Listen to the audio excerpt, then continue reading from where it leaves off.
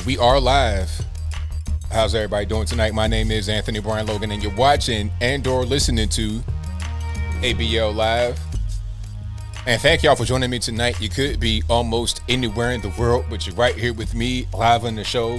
And I appreciate y'all for that. We got a whole lot going on all over the internet, social media, regular media, everywhere. There's a whole lot going on.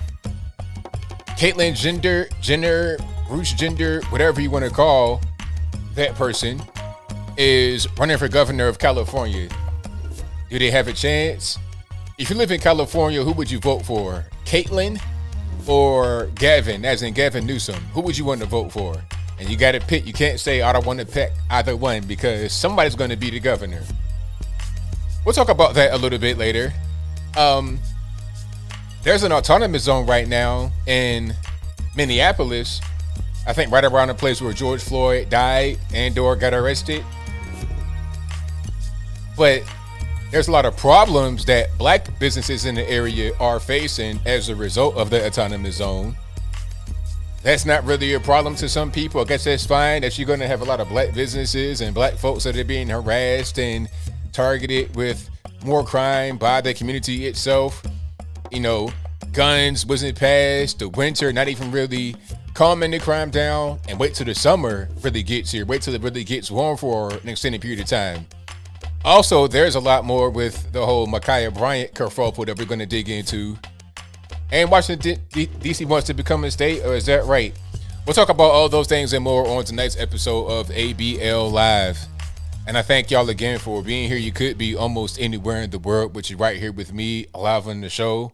I appreciate you guys for that. If you're enjoying what you're hearing so far, if you enjoy the channel in general, if you enjoy the content, please give the video a thumbs up, like the video, share the video, do all that good stuff. Also, if you're not subscribed, go ahead and do that. I'm not really sure why you're not subscribed yet, but you could be a first-time viewer, long-time viewer. They might have accidentally unsubscribed you. Go ahead and subscribe to the channel right now. It is 100% free. Also, if you want some of the merchandise, you know, I got the I Survived the Plandemic hats, t-shirt, mugs. I got all kind of stuff over there, and I'm going to be adding a lot more. You can go to ablmerch.com. Link for that will be in the box. So check out everything I got going on in the box and more. Now, I'm going to get to the Makaya Bryant situation. I want all you guys to come on in here, get yourself nice situated before I get into that. I think I'm going to start with the whole issue of Bruce Jenner. I'm sorry, I keep saying the wrong thing. Don't nobody cancel me because I said Bruce Jenner. I want to be respectful of people's pronouns and their names, right? Caitlyn Jenner. Okay, this person now wants to become governor of California. Now, we all know who Caitlyn Jenner is, right? Used to be Bruce Jenner, front of the Wheaties box. You know, big time athlete, and he's like the matriarch, the patriarch. I'm not really sure what the proper pronoun for that is, but he's like one of the top dogs aside from Chris in the whole Kardashian Jenner clan. You got Kylie Jenner, who's like, I think the richest person in the United States. The richest woman in the United States, a billionaire, if I'm not mistaken. She's right up there with Elon Musk and the whole gang. Well, not quite. She's like Kanye West level, but still a very rich person. Talking about Kylie Jenner, and then there's a bunch of other ones, and then you got the Kardashians. They're under the same kind of umbrella. You got Kim Kardashian, Kourtney Kardashian, Khloe, and the whole squad. Some of the rappers and basketball players and everybody else kind of in the family too. Kanye West obviously in the family too. So now you got Bruce now trying to become the governor of California. Now, California, before I get to California, I want to say that Caitlyn is probably a good choice. Now, do I agree with this person's lifestyle? You know, going from a big 6'1" strong athlete male on the front on the cover of the Wheaties box to now you identify as a woman. I'm not with that whole situation. Okay. I'm not sure what kind of surgeries they didn't have, if they didn't got the things. I'm not sure what's going on with them in the physical body. But if they are at all conservative, I'm not saying this is like Ronald Reagan. I'm not saying this is like, the pillar of conservatism and Caitlyn Jenner. So don't get that twisted. However, this is California. Look at where you at nowadays. You can do on the ground in California and it's fine. If you say, hey, don't do on the ground, then you're a racist in California.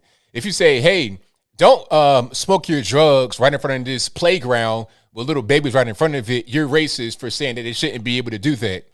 Okay, you're giving money to pretty much do nothing in California, and the taxes are through the roof. Oh my goodness, the gas. Have you seen the gas prices in California? $5, $6. I mean, we're talking just ridiculously priced stuff over in California. And then some of the people, not everybody, because a lot of you guys in California that watch this show, you guys are fantastic people, great conservatives. However, a lot of Californians are like spreading the California virus all over the United States. Austin, Texas is now Los Angeles, pretty much, or San Francisco. It's the same things going on. You get people on the ground, doo-dooing, shooting their drugs, smoking their drugs. Real estate's going through the roof because everybody coming from California, buying it up in bulk like it's going, like it's a Costco sale. All right. Like houses are all of a sudden going out of style. There won't be any more houses anymore if they don't buy them up from California. They're not only going to Texas, they're coming to Tennessee. Okay, I see them all the time looking like, okay, where's the next Starbucks? You got to have a Starbucks every half mile, you understand? They're going to Florida. They're going everywhere and they're spreading the California virus. This is a big part of the reason why Trump, quote unquote, lost is because of that California virus spreading. And again, you guys in California that are good conservatives, good people, I'm not talking about you. I'm talking about some of your neighbors, your former brethren that are ridiculous that have left and they're spreading it with them. So we could just say, you know what, let California burn. It don't even matter. But I think we should do something to help those innocent people that live in California that can't really leave, that, they got family out there, jobs out there. That's where they live. That's their home. And they don't want California to go down this crazy, ridiculous direction, down a toilet bowl. They don't want that to happen. So if it's Caitlyn Jenner against Gavin Newsom, if I was in California, it'd be easy. Let me get Caitlyn Jenner. All right. This big 6'5" transgender person is better than a full-on communist than Gavin Newsom. That's just a fact. Now, I don't know all of Caitlyn's politics, but I tell you what, if they are at all conservative, it's better than Gavin Newsom. Didn't they just legalize in California where you could be a 14-year-old boy, and if you are assaulted sexually by a 24-year-old, the 24-year-old may not have to register as a sex offender? It's less time for that. I'm not sure what the specifics are, but that got passed. Also, it's no longer a felony in California to not disclose your HIV status and infect someone.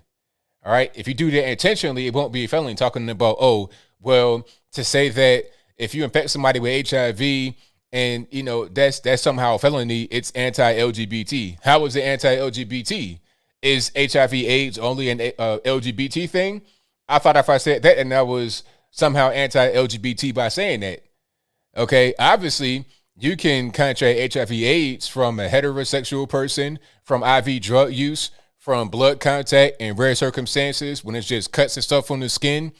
If it does not get oxygenated first and you hit blood to blood, that's why they have that rule in the NBA where somebody gets a cut on the court, they have to leave immediately and get taped up because of Magic Johnson.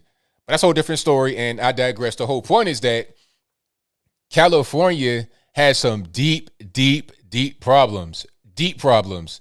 And if there's anybody with an ounce of conservative in them, I say, why not? Because at this point, you're pretty much desperate. You take whatever you can get. All right? You take whatever you can get. If it was Mitt Romney in there running up against Gavin Newsom, I'm going to take Mitt Romney. Knowing what kind of a snake Mitt Romney is, at least you're going to get some kind of conservative stuff out of him.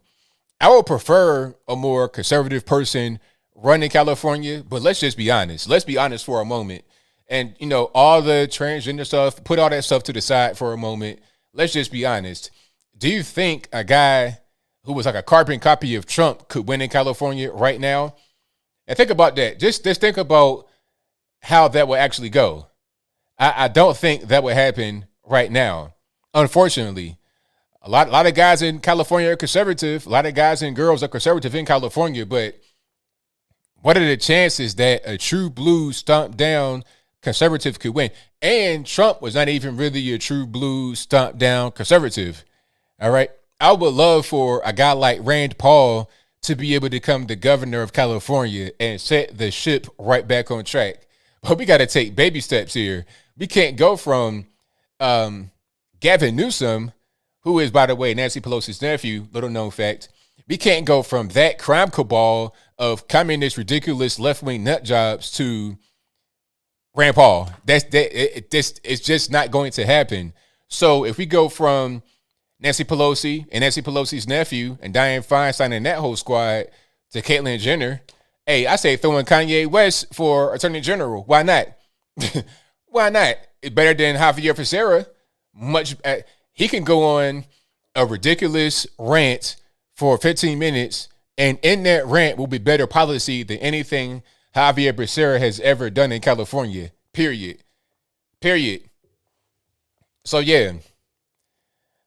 Now, somebody said something about another guy. I won't say his name, but some of these guys that claim to be conservative, look into their background and see what's going on. Because what you have are some guys that claim to be conservative that are running for office in certain places that aren't really that. They're just trying to get money. You see what I'm saying? They're just trying to get money. And look out for that. I don't think pardon me. Don't cancel me.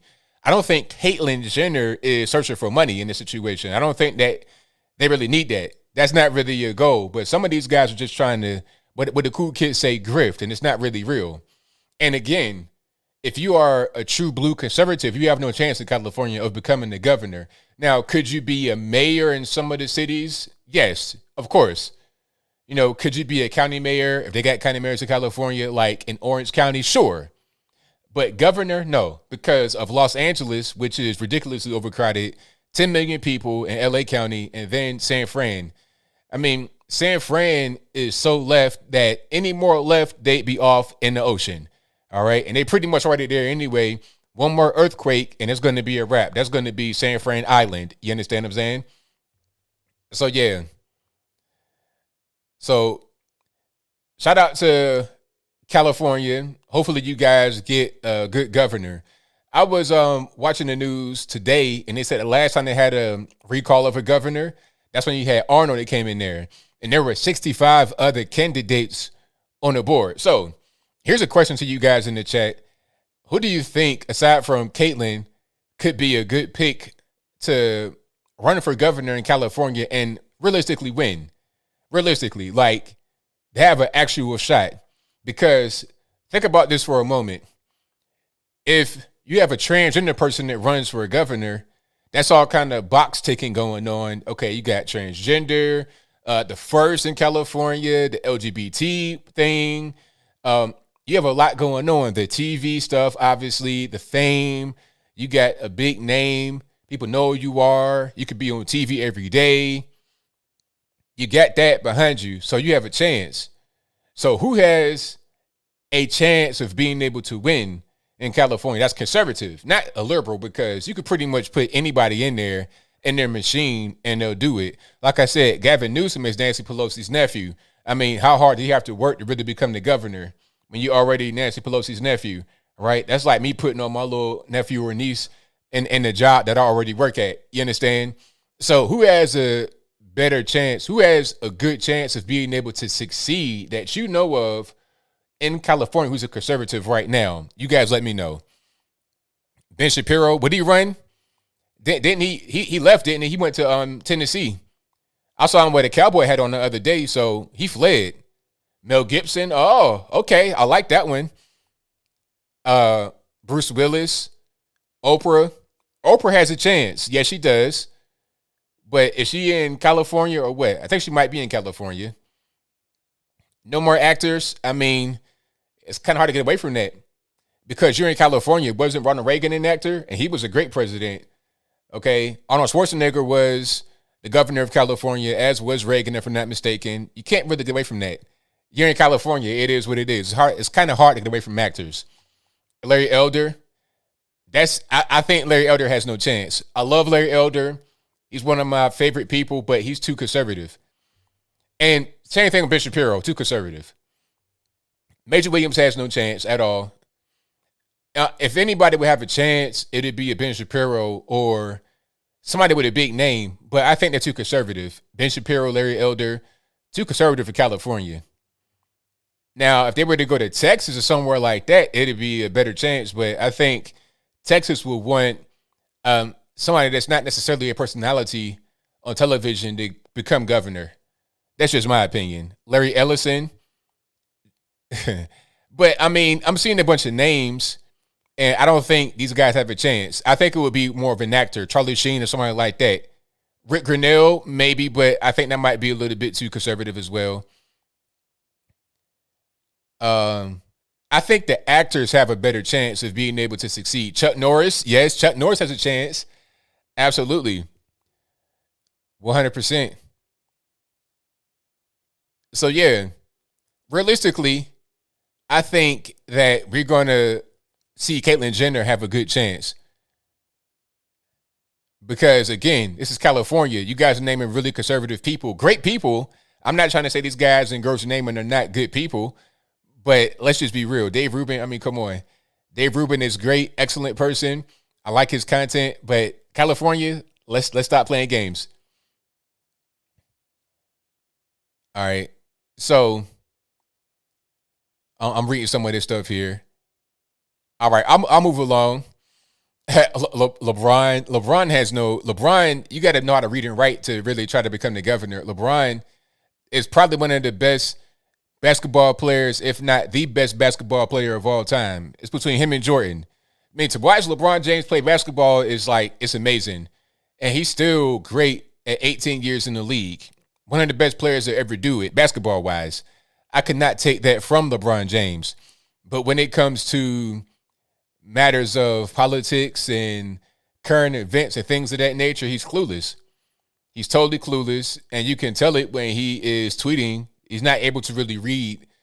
So if you don't know how to read and you can't really type basic words, sentences, your structure is all off, that lets me know that you're not able to really understand what's happening around you, because a lot of the news that you see on television is just, it's overhyped, it's dramatic, it's to try and fit into a certain box. It's for television. It's a lot of spin on it, but you have to read. That's why I always say in my videos, hey, don't take my word for it. Just you listen at me and that's fine, but please read. I got links in the box from multiple sources, left, right, independent, big news, small news, local, national, and everything in between, so you can figure out what's happening for yourself. LeBron James cannot do that because he can't read. He can't read well. He can read enough to be able to do what he does as a businessman, as a billionaire, and as a basketball player. But when you're talking about complex issues and things that aren't quite so black and white, then he's not good at that. He has good lawyers and advisors around him that are able to steer him in the proper direction. He's not an imbecile, but at the same time, he's not very well read. You're talking about a guy that his whole life has been a basketball player. So where is the room in that to become an intellectual? Not a whole lot of room there. All right. So that's that. But LeBron jumped the gun talking about, oh, you're next, speaking about the officer that was involved in the Ma'Kiah Bryant shooting. But I'm going to get to that in just one moment, to the whole Makaya Bryant situation. So there's an autonomous zone in Minneapolis where George Floyd died. There's an autonomous zone there. And it's the same kind of thing they did, Chaz Chop, Seattle, and what was that, the Portland thing they had, and the Black House Autonomous Zone in D.C., and also the Autonomous Zone in Atlanta with that where they had shot Rayshard Brooks, and the little 8-year-old girl, Sequoia Turner, lost her life for absolutely no reason because her mom got off the interstate, made the wrong turn, and tried to go the other direction. But in the process of her leaving, because she came into this little autonomous zone, they just sprayed the car up indiscriminately and killed a little girl inside. Okay, black on black crime. Don't nobody care about that, but I digress. I don't want to get triggered. The whole point is that there's been plenty of autonomous zones, which, by the way, have resulted in more black death than the black on the autonomous zones in the places where they're trying to protest quote unquote police brutality against blacks. There have been more blacks killed than in the autonomous zone than police killed blacks unjustly or justly. But that's fine, I guess, because the police aren't involved. But if the police were there to stop that and then somebody lost their life as a result, then it would be a problem. It doesn't make any sense at all. It's like this whole Makaya Bryant situation. People are saying that the officers were wrong for intervening on that, but what else could have been done? If the officer got there and within 5 seconds, things went totally downhill. It went from saying, hey, what's going on? We're trying to figure out what's happening to, okay, now I'm in a situation where I got to pull my pistol out and shoot somebody because they're trying to stab somebody. Even like the left-wing people said that this shooting was justified. Even guys like Amazing Lucas came out and said that it was justified. Left-wing guys like that, Don Lemon, a lot of these guys and came out and said that this whole thing was justified. They can't even deny it. Guys that attack conservatives every day still had to be on the same page with me and others who were saying that this whole thing was justified. What else do you want to happen, LeBron James? When you react like that, that lets me know that you don't know what's really going on out here. You're just relying upon how you feel. You're not even looking at the video. You're just taking in information in a really uneducated mind and a mind that can't use critical thinking. You could do that on the basketball court, but when it comes to real world issues, not so much. Okay. If your advisors aren't there to tell you which way to go, which way to turn, you're going to be pretty much lost. All right. That's what's going on with that. I'm going to get back to Ma'Kiah because I kind of got off track. I was talking about the autonomous zone out there in Minneapolis, Minnesota. Yeah. Joy Reid, all these people, they had to. Now, did Joy Reid say that you got to shoot in the air? Some people, like Juan Williams, even on Fox News, a quote unquote conservative, talking about, oh, shoot in the air. It's like, man, stop. Be for real. All right. Now, here is what I want to show you guys about the autonomous zone. Now, it says black-owned businesses in George Floyd Square plea for help. Says skyrocketing crime is killing businesses. Or business, they're not having foot traffic there because there's so much crime. Nobody wants to go there. Everything is blocked off. I'm gonna read some of this right quick. Here's like the little autonomous zone. I can't tell if I'm looking at a CGI rendering of like a post-apocalyptic world or if I'm looking at a real picture of a place. All right, I'm thinking like Fallout 76, Fallout 4. Look at this. This is a real place right here. This is the autonomous zone. It looks like something from Call of Duty, Fallout. It's crazy, but this is real right there in Minneapolis. I think that's right where George Floyd lost his life. It's unfortunate that he died, but it's like, what are you really going to do? And I guess that right there is like a black fist. I didn't know what that was at first. I'm thinking it's like a tree stump or something. Nah, that's an actual a black fist. And you got all kind of pictures.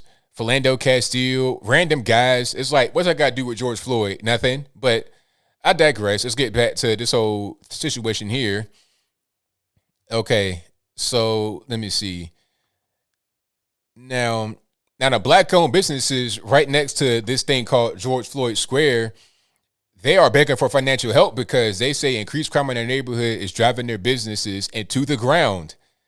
According to the New York Post, quote, black merchants near the once thriving corner of 38th in Chicago said police have abandoned the blocked-off intersection, creating a dangerous autonomous zone that has seen crime spike and businesses evaporate. Now, the police actually blocked that off. If I'm not mistaken, if I'm wrong, let me know in the comments. Either the police blocked it off or they helped the people that are occupying this place block it off, which ain't do nothing but just create a situation where people are kind of prisoners there. They're kind of held captive there. If they live right there, they work right there, they're not getting any foot traffic because people are scared. They're afraid. Okay, business owners have been forced to resort to GoFundMe to plead for help and ask for assistance to overcome revenue losses of over 75%. Okay, then the GoFundMe page explains just how dire the crime situation has become around George Floyd Square. Another unintended consequence of the occupation of 30th of Chicago is the rise in crime that has had a profound effect on these businesses following the killing of Floyd and the reduction of the Minneapolis Police Department. That's a problem as well. Not only the autonomous zone that has no police in it, which is causing all type of crime, there's also less police. There has been an uncontrollable crime in the city.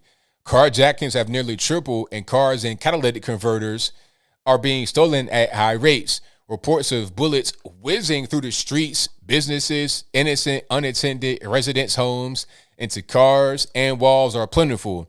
There is constant gunfire day and night. Through all seasons, despite the belief that winter would slow crime and gunfire, it has not.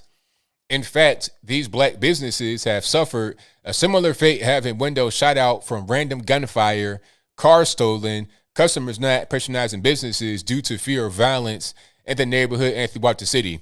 So here's a question for all the defund the police people. What you gonna do with that? Huh? What you gonna do with that?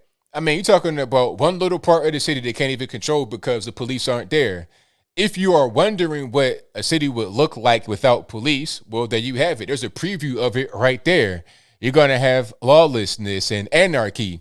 Now, if you want lawlessness and anarchy, then go for it. If you want Wild Wild West in the urban inner city area, then you're going to have a bloodbath.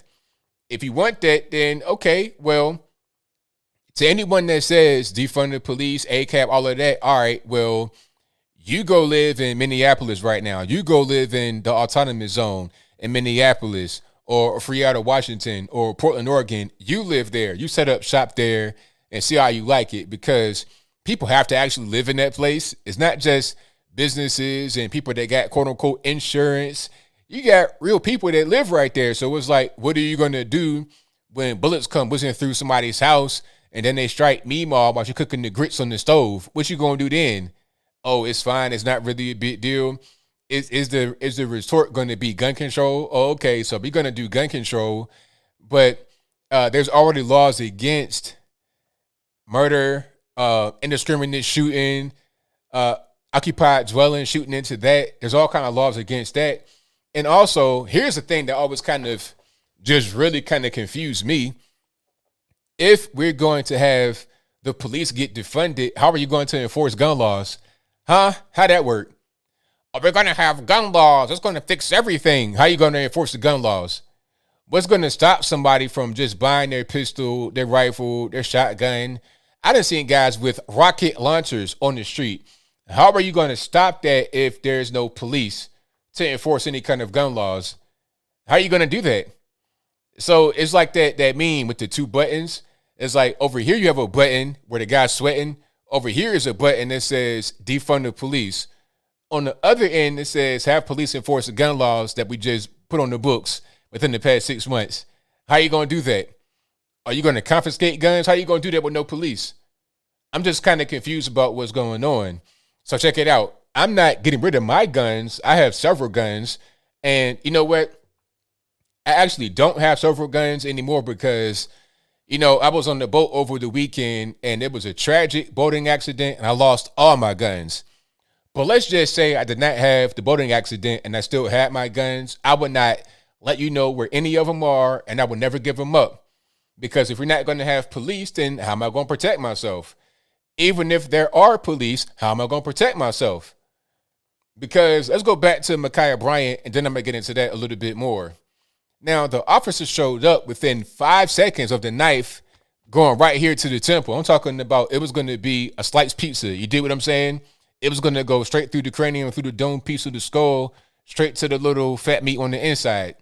It was that close. Thank God for the officer saving the young girl's life, or the woman, whatever she was. Thank God for him being there. It's unfortunate somebody had to lose their life, but what was the choice? If somebody has a knife right here on your noggin, it's about to go through, what are you going to do? Something's got to be done. But anyway, if he was not able to get there within that 5-second window, what would have happened? So I'm going to need my weapons, if I had any, which I don't, boating accident. if I had my weapons, I would need them to protect myself with police and most certainly without the police. Without the police, it'd be a absolute necessity. Wherever I go, I'm carrying. Okay. Now, before the accident, I may or may not carry. You never know. But after, oh yeah, I'm going. If I gotta go to Disneyland, if I gotta go to the Kenny Lady, if I gotta go to the trash dump, I'm bringing the pistol, the rifle. I'm bringing the arsenal. Okay, I'm bringing the stuff that you would have in the John Wick movie in the back of my truck bed. Period.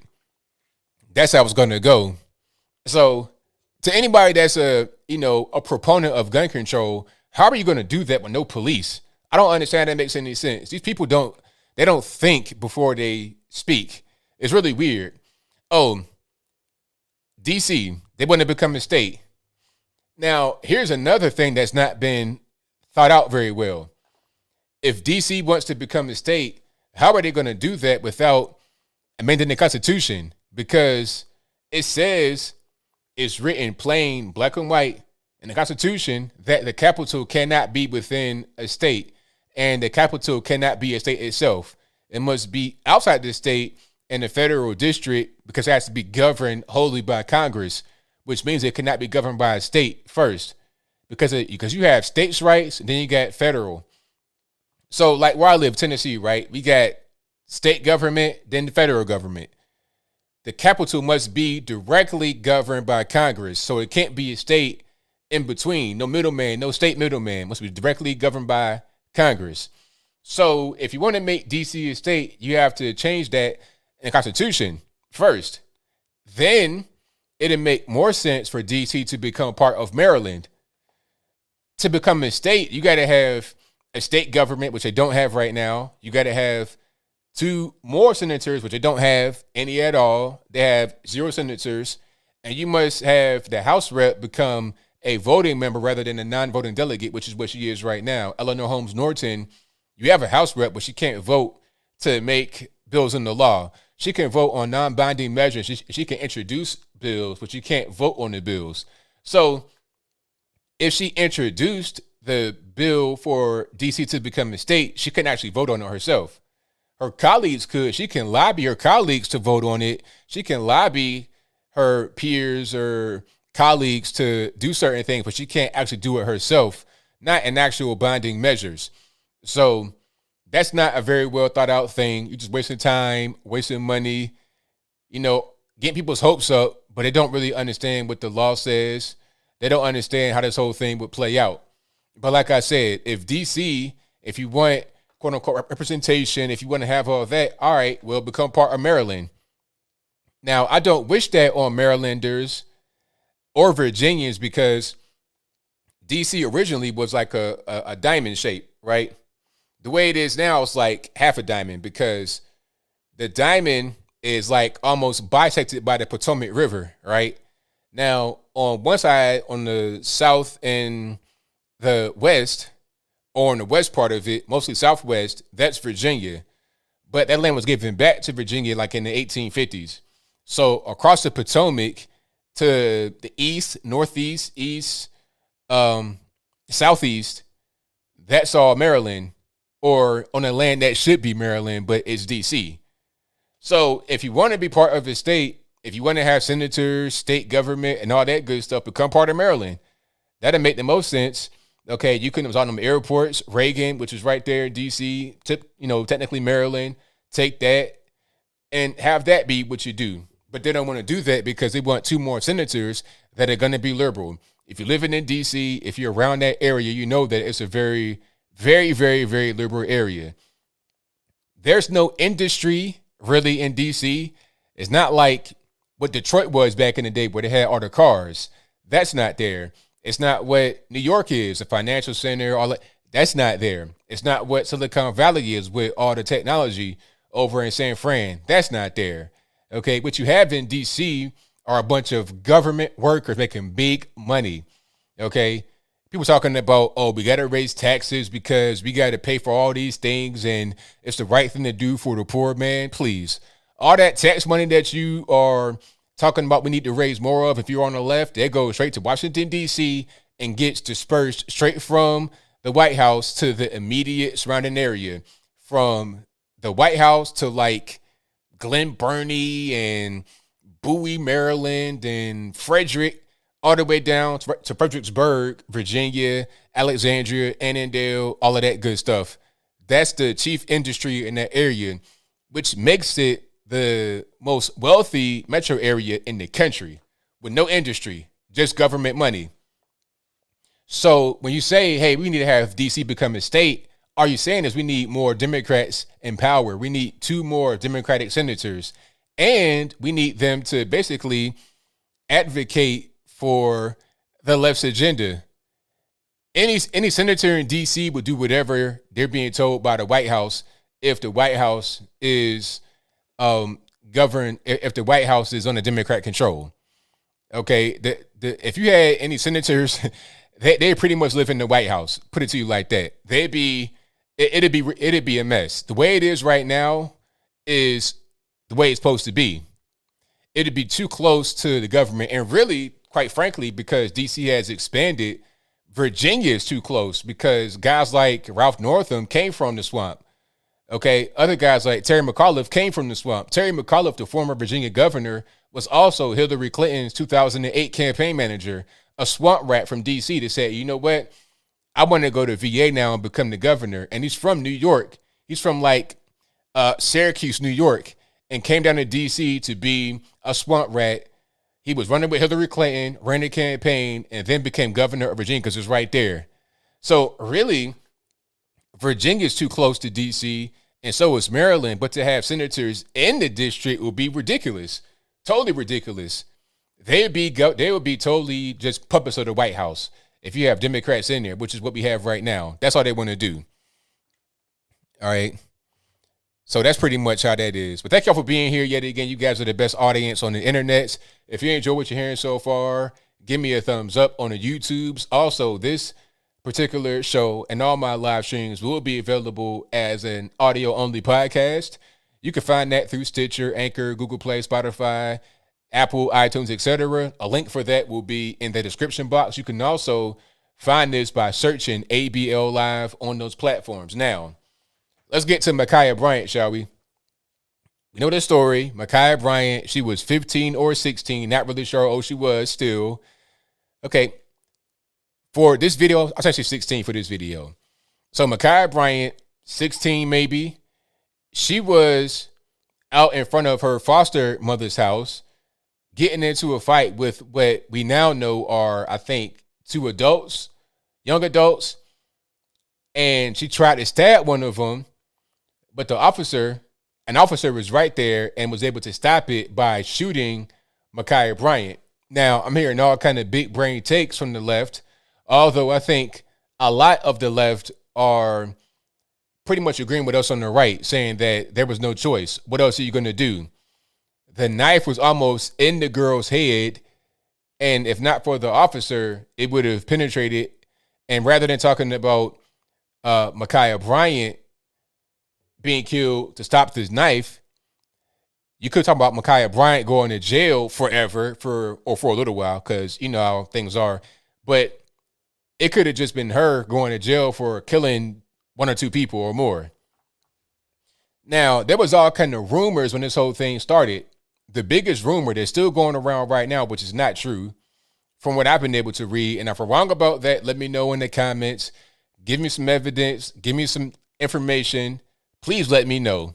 But anyway, the rumor that was out there was that Makaya Bryant was being bullied by these women that came to the foster home. And they came there to jump her, meaning to beat her up in a group. Basically, it was 2 quote unquote girls, and they came there to beat Makaya Bryant up. Obviously, Makaya Bryant is not the type of person to just get beat up. From what I saw in the video, she's pretty hefty. I'm talking about LaDainian Tomlinson, LeVar Arrington. She can hit that A gap. Shout out to Thomas Sotomayor. Shout out to Kevin Samuel. She can hit that A gap, run straight through it, and get 200 yards a game in the pros. But anyway, this is a pretty violent person and probably had been like that for a while. Could it come from a violent home? I'm not really sure. But anyway, the rumor was that the two girls had come there to beat Makaya Bryant up, but that wasn't the case. The foster mom spoke out and said, hey, some of my former foster children, meaning girls that live there but have aged out, they moved on or whatever, some of her former foster children came back to the house because it was the foster mom's birthday. So they came there to a birthday party, wish happy birthday or whatever it was. Now, when the girls got there, women or whatever, when they got there, they told Ma'Kiah, hey, you need to make your bed up and clean up your area because mom, the foster mom, does not like a dirty house. So we need you to go ahead and do that for us. But that probably set Makaya Bryant off. Then the fight starts. Okay, now you got a bunch of screeching and hollering and fussing and carrying on. And it escalated from the argument over the unmade bed and the dirty house to now I got a knife. Makaya Bryant, you can hear her on tape saying, I'll stab the F out you, B.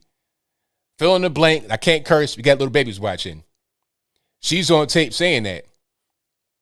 And the officer is like right there or about to pull up. Now, there was a phone call where somebody said, hey, there's this girl out here. There's two different takes about this. I saw it on two different places. One place said there's girls out here, plural, girls, GIRLS, out here trying to stab me. Another one says there's a girl out here trying to stab us. I think the second one, the latter, makes the most sense. There's a girl out here trying to stab us. She's going crazy. Get here now.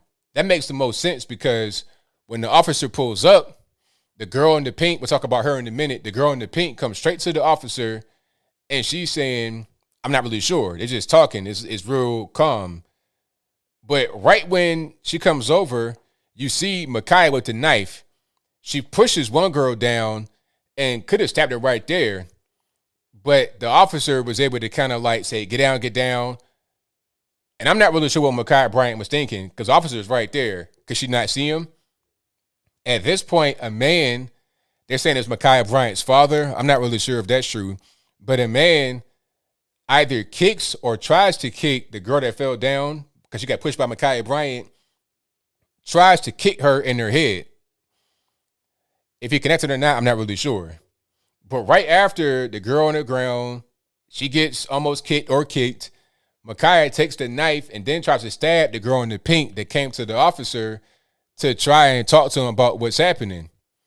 Now, she had the knife cocked back like a slingshot, ready to go ahead and strike.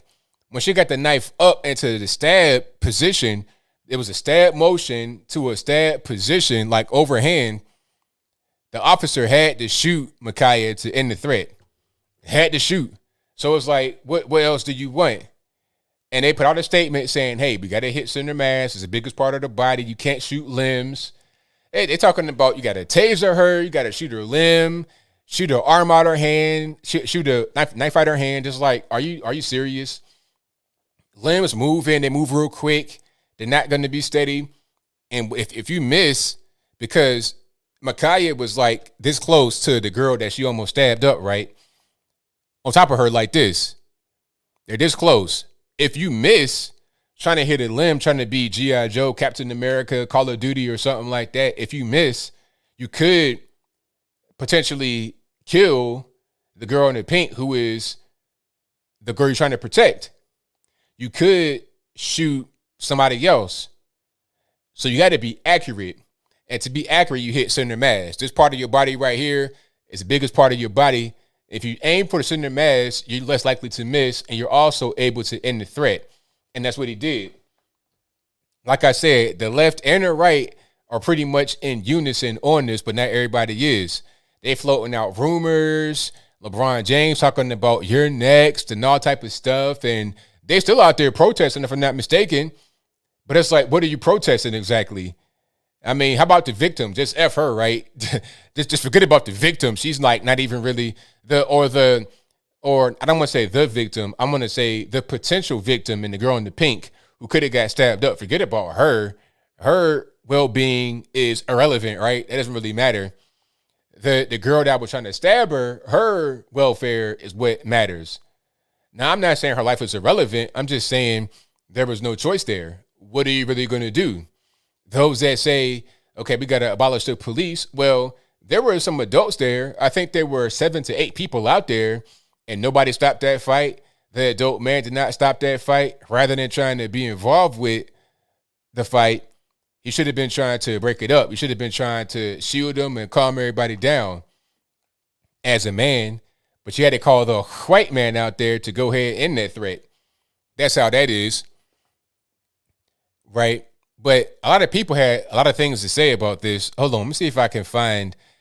Oh, and of course, we know what's next, though. We know what's next because we see these type of things happen where somebody gets killed by police and there's all kind of social media outrage and all types of things. You guys know what's coming next. You guys know what the next step is going to be. In these situations, you know how it goes, right? You saw the mom on camera. I'm not trying to judge her, but I did not see one tear. The face was not at all moist. The eyes were clear as the day is sunny. You understand? So this is what's coming next. Family of Ohio teenage girl shot by police weighing legal action. What does that mean? They're trying to sue, trying to get money. I tell you what, though, I don't want to see any of these ambulance chasers. Don't bring me no Ben Crump.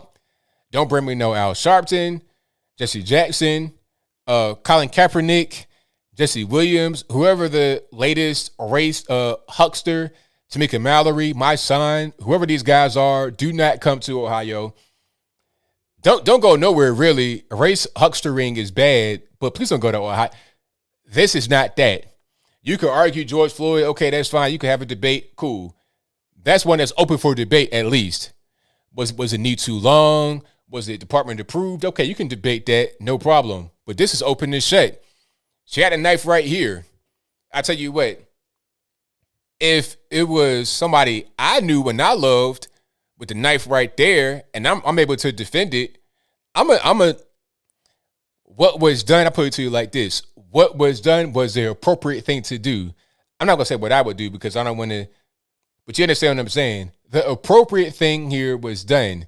How are you going to try to sue? And they might even get some money because they don't want to make it seem like if they don't give any money out, then it's going to seem like, oh, they don't care about black lives, which that's ridiculous because what about the black life of the girl who was saved from her? What about her life? Forget her, right? But the city may pay it out because if there's any kind of wokeness happening in Columbus, which I don't know if there is any in Columbus, but if there is, they might go ahead and just pay that out just to be on the safe side, but they shouldn't. It's unfortunate that she lost her life, but what was the alternative? I mean, the officer, he had no choice. He had 2 choices, actually, but he made the best one. The first choice is doing what he did, protecting the life of the person that was about to be stabbed. And before I go to my next choice or the next choice the officer had, I don't want to hear anybody say that like it wasn't going to happen. She might not get. Somebody said that the officer shouldn't have shot because there's no evidence that that the lady would have got killed when she got stabbed. It's like, really? So the second option would be just let it happen. Just let it play out. So if she wants to stab her 80 times in the head right in front of the officer, he would be in jail because of that, in my opinion. But what he did, he won't face any jail time at all. Oh, yeah, the marksmanship was beautiful. I'm talking about fantastic. Let's be clear. Like I said in my video a few times, when the officer gets there, between the time that he was on the scene of the knife attack, from the time he gets there to the time he shoots, it's 5 seconds. Okay? I've spoken about it at length here tonight, and in 2 videos, I've spoken about it for several minutes, but he had 5 seconds. And he had a lot of things going on. He pulls up, talks to the girl in the pink, and it's like 8 people out there, but just him by himself. So let's not forget about that part. So he pulls up, asks, hey, what's going on? The girl in the pink is talking to him or trying to. Then immediately, here comes Ma'Kiah pushing the girl on the ground with a knife in her hand. Here comes Ma'Kiah's dad or some man trying to hit the girl in the head on the ground. And at the same time, while the foot is going upwards off the ground, trying to hit the girl in the head that fell on the ground, here goes Ma'Kiah with the knife trying to stab the other girl. That's all happening in 5 seconds. So he was able to stay cool, calm, great marksmanship, ended the threat, saved a life.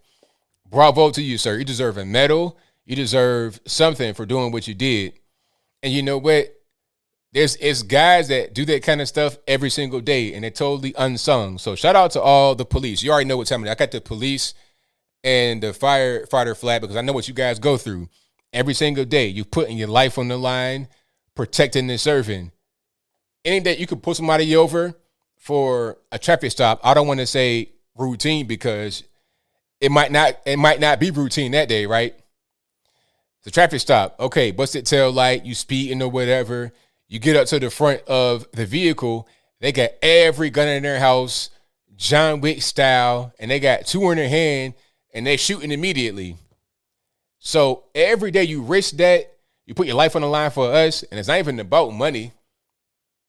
When I was trying to be a firefighter some years ago, they were saying, "Oh, we're starting at $35,000." And this is in Norfolk back in the day. And they don't do the whole thing with surround and drown, meaning being on the outside of the building and just spraying water on it. Now, they go inside. They go inside the building when it's burning and everything. Okay, I done heard some stories about Dad. Dad said that he had like some kind of training exercise and his face got burnt a little bit because it was real hot. They face that kind of pressure every single day. So shout out to y'all for doing what you do, the unsung heroes out there. And if you're out there protesting, shame on you.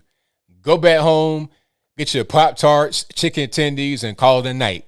You should do that rather than being out there protesting good, honest, brave men that protect you every single day. Right? Absolutely. All right. So what else we got going on? Thank y'all for being here yet again. I appreciate you guys. You guys are the best audience anywhere in the world. But that lawsuit ain't going nowhere. You're talking about, they want to sue the city. Sue for what? What are you really going to get? Nothing. Not at all. But hey, it is what it is. Now I'm reading some of the comments here. Yeah, they're trying to say racism. Where's the racism at? I mean, if you saving a black woman's life, where is the racism in that? How is that racist to save a black woman's life? He had no other choice. A taser. That was the silliest thing. That was the craziest thing I heard was the whole thing about a taser. It's like, come on, a taser. That ain't gonna do nothing. We saw, like I said, the story I did about the shooting out there. What was that? Nashville? Somewhere in Tennessee, if I'm not mistaken. Memphis, Nashville, one of those places. Where the officer, quote unquote, routine traffic stop, not routine because she had a pistol and tried to shoot the officer. Okay, the owner of the car had warrants. The owner was not driving. It was his girlfriend or somebody driving. She has to get out. He's in her bag looking. She got weed and all kind of stuff in her bag or some kind of drugs in the bag. He's trying to arrest her. She resists, breaks out of the handcuffs, and then she takes the bag and winds up back in the car, and he tases her. He shoots a taser at her. The prongs hit her. That does nothing. He has the leverage to be able to put the taser directly on her skin. Like, so this is the taser right here. A little that part, he put it right on her body. That did nothing. It made her pretty much do a plank right there in the car for about 5 seconds when he had a taser on her. But when the plank was done, she grabbed that pistol and boom, boom, shot him right in his stuff. Luckily, he didn't bleed out and die. He could have got killed right there. But it goes to show you that taser is not really effective all the time. Okay, and you got these big NFL running back built people. It might not work. So when you're talking about life and death, when the knife is right here next to somebody's head, and one false move, 1 second too long to react, the person could be dead. That's right there at the other end of the knife. You got to react with the appropriate amount of force. Tase, pepper spray, it's way too late in the game for that. And he only had 5 seconds to be able to act. 5 seconds. And really, he had less time than that because when he got there, the knife was not right there. When he got there, he was just trying to see what's going on. It was just a fight happening. He had about 1 second to react to the knife situation on the girl's head because that happened so quickly. So quickly. And if you want to see that full tape again, it's on my website, anthonyblogan.com. You can find an article about Makaya. You can find the original one. I think it's 2. Find the first one. It'll be right there in the body of the article. All right. So there was an article here I wanted to show you guys. Let me see if I can find it because this one really kind of, it encapsulates how ridiculous this whole thing is. If I can find it, I'll play it later possibly. Alrighty, but super chats on deck. I'm gonna get to those right quick, and then we're gonna get to the calls a little bit later. You guys on the drill. The number to call is 434-658-1220. Give me a few minutes. I'm gonna get to the calls. I'm gonna read super chats first, and then we're gonna get rock and rolling with the calls. All right, and let's go ahead and find a super chats. I know they done left, but I'm gonna get right to them. Let me see. Say it's 24th. Okay, cool beans. Let's get to it. Shout out to Apple who says April 2021, Jaslyn Adams, 7 years old, murdered Chicago McDonald's. At the Chicago McDonald's, where's Mr. Obama? 16-year-old Peyton Ham shot by Maryland state trooper, no riots. Nyara Givens, 13, stabbed by a 13-year-old. Where's BLM? Nowhere to be found. And I think Nyara got stabbed in Ohio. So that case got totally ignored. A young girl stabbed a 13-year-old stabbed and killed by another 13-year-old in Ohio, no coverage at all. But when the officer stops a 15 or 16-year-old from stabbing an adult, then there's all kind of coverage. It's crazy. Shout out to Pineapple Autopotamus who says, is evolution on God's team or is that Satan's? That's a deep question, and I have no answer. Thank you for your super chat. And there's a few more from Apu right here. He says, justice for Victoria Rose Smith, Cannon Hennett, Sequoia Turner, Horace Lorenzo Anderson Jr., Italia Marie Kelly, David Dorn. Also, David Patrick Underwood, Brunel Chamil, Tamaris Bohannon, Harold Preston, Jessica Dottie, Whitaker, Jose Gutierrez, Chris Beatty, David McAtee. And also, Maxine Waters says Republicans are criticizing her to distract from January 6th riot opinion. Joy Reid says that knife fights are normal. Yeah, that was crazy. I almost forgot about Joy Reid of MS13DNC talking about knife fights are normal. I've never seen nobody just bring a knife to school and get into a fight with somebody. If you stab somebody at school, that's like getting shot at school. You're going to the penitentiary immediately. Like, that's not normal to just have your knife out and just stab people at school. That's like bringing a gun to school. That is not okay. That's not right. And here's a meme for you guys. I'll put it on the screen right quick. And if you guys can't see it, it says, my first knife fight. And it's like some 70s repurposed graphics with some black kids with knives. And underneath that, it says, this is normal for children, as a quote from BLM. So that's kind of the wave that they're on right now. Don't tell me that a knife fight is normal. Never in my life have I seen a knife in school and kids just fighting with it. No way. You're going to the penitentiary forever. That's like bringing a gun to school. You cannot do that, period. And if you get into a knife fight, and you know what? It wasn't even a knife fight, because a knife fight means you got to have people that on both sides that have knives, and you're using it's like a sword fight. That's like saying if you get your head chopped off with a samurai sword and you were unarmed, that it was a sword fight. No, it wasn't a sword fight. You just got stabbed up. You just got sliced and diced. It was not a sword fight. Okay, you got to have two parties that got a knife. It was only one person with a knife, and that was it. The other person was trying to defend themselves and not get stabbed.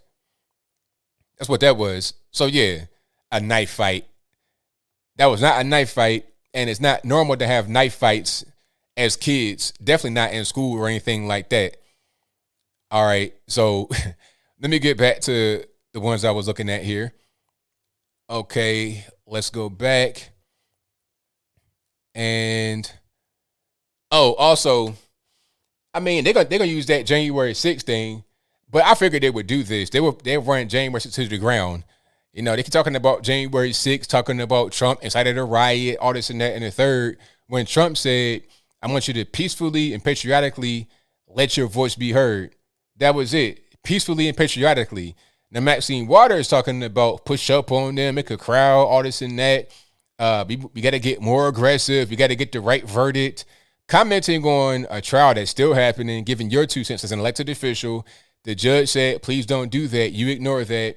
Then talking about if you don't get the right verdict, we got to be out here in the streets more. So she's inciting violence that Trump did not incite, but she wants to still say that Trump did it. It's a way to deflect. Don't look at me at what I'm doing. Look over there and look at what he's doing and what he did. They talk about how they want to get past Trump, but they keep bringing up Trump every 5 seconds. It's like, come on, let's stop it. They're using him as just a scapegoat for everything. If the sun don't shine, blame Trump. It's his fault because Trump is a white man, a white supremacist. It's his fault the sun's not shining. He also says Robert Downey Jr. for California governor. Thoughts? I mean, it could work. I'm not really sure about his politics, but I think he has a chance for sure. Any big name actor like that has a chance for sure. And also my opinion on Joyanne Reed, Abraham X. Kendi. I've seen some things from Abraham X. Kendi, but I don't know a lot about him to really give an opinion, honestly. But Joy Reid is just a typical MS-13 DNC drone. Whatever they tell her to say, she'll say. That's pretty much my opinion about Joy Reid. My opinion about her is more about the network of MS-13 DNC. They try to be cool and hip and woke, but it comes off real cringy, corny, and whack. Anyway, Richard Nixon, great name, says trans-triarchy is on the rise. I have no idea what that means. Thank you to Kim T for the super chat. Thank you to Yardley, who says, congrats on your wedding and new marriage. # Black Love. Thank you for that. Appreciate you. Thank you to Justin, who says, ABL, you see the federal government gave California till October to clean up the homeless problem. Also love your show. Keep it up. Thank you. I appreciate that. California cannot clean up the homeless problem because they keep putting more money towards it. If they want to clean it up, they got to just take away some of the programs. See, California may see this whole thing as we need to provide more money, more taxes, more homeless services, but you never do that. All you're going to do is attract more of them. Putting money into homeless programs is like feeding wild dogs or cats. They're going to keep coming back every night, and it'll be more of them. Because once one cat or one dog or a coyote especially, once one of them finds a food source, they're going to keep coming back, and they're going to tell their whole pack, hey, there's food over here. It's like roaches.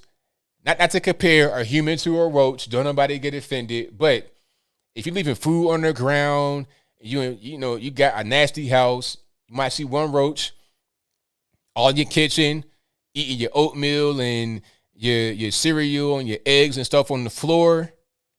Then they bringing in the whole squad. They bringing in the pregnant lady. It's just like border crossing. But that's a different story. Anyway, you're going to see them multiply. So if they want to clean up the homeless problem, they got to stop enabling them with all kind of services like the free needles and, food and all kind of things they give them. People, they travel to California, to the left coast in general, to be homeless because they get all kind of benefits for doing so. They want to smoke crack. They want to shoot heroin, smoke meth. They want to smoke weed too. Yes, they do want to smoke weed and not work. And they get all kind of things given to them as a result. You could be an illegal alien crack smoker and get paid buku dinero over in California on the backs of the middle class that don't smoke crack for a living. You understand what I'm saying? But I'm getting triggered, so I digress. Okay, shout out to, let me see, Vegan Cheat Day, who says Jenner can take out Levine in the cage fight any day. Thank you to Marisa for the super chat. Thank you to Steven, who says The Rock, for governor of California. Well, The Rock is kind of a liberal, ain't he? So I'm not really sure how that would really work. But he does have a chance, aside from his politics, he does have a chance. Anybody that has like a big name like that, a celebrity or somebody, reality star, they have a chance in California for sure. All right. Shout out to Kim T, who says, I love your honest conversations. The USA needs more people like you. Thank you. I appreciate you. The anti-view says, teens crash into house during joyride in Minnesota. Teens pulled armed, carjacking, then police chase crash into house. Is the truth. Exactly. Right. Rather than just saying a joyride, no, armed carjackers carjacked a car and then crashed to a house. That's what happened. Apple says when you go to a grocery store or a gas station, are you known? When I'm around here, I'm recognized sometimes. Yes. Stephen also says Bruce Willis. Terrence Scott says Joe Rogan for governor of California, but he left. He went to Texas. Thank you to Jeff Dragon, who says Steven Seagal, as long as he wears sunglasses 24/7. There you go. The anti-view says it's been there in Minneapolis since last May. Talking about the autonomous zone or the little shrine they got of George Floyd. Thank you to 9155, who says they need to start a movement to remove the knee on the neck training, and when is America going to declare bankruptcy? Well, the knee on the neck thing, that got removed from Minnesota's training after the whole George Floyd situation. But the knee did not cause a death. That's just something that people want to say because the media is telling them to say so. But that's not really what happened for real. If you look at the evidence, the knee was not the problem. It was the drugs and his heart and things that he already had before the police encounter that caused it. All right. The anti-view says ban knives to save lives. Amber says, are you really okay with Bruce Jenner, a.k.a. Caitlyn Jenner, leading an entire state when he can't face the reality that he's a man? How can you lead and not live in the truth of how you were created? Love all you do, ABL. Well, thank you. I appreciate you. Well, I'm like this. I don't agree with what he's doing. I think that's kind of that lifestyle is not for me. However, if I was in California, I'm desperate at this point. So if I had to pick between Caitlyn Jenner and Gavin Newsom, I'm picking Kate all day. Kate with the 8. That's who I'm picking because it makes more sense. It'll give me the better chance living in California. That's just a reality of the situation. It may not be a pleasant reality, but it is a reality. Thank you to Apple, who says Black and Green Plan, outlaw beef. Oh, I saw that. So, yeah, they want to try to outlaw beef or limit your beef consumption. Hold on. I'll find a graphic right quick. I'll put it on the screen. I saw that earlier. That's a good super chat. Let me get back to that right quick. Okay, here's a graphic from Donald Trump Jr. This is on Fox News. Let me see. All right, so if you can't see it, if you're listening to audio only, it says, up in your grill, Biden's climate requirements. Now, here are the 3 things they want to do, or these are some, bullet highlights. First thing, cut 90% of red meat from your diet. Second thing, max 4 pounds of red meat per year. Lastly, 1 burger per month.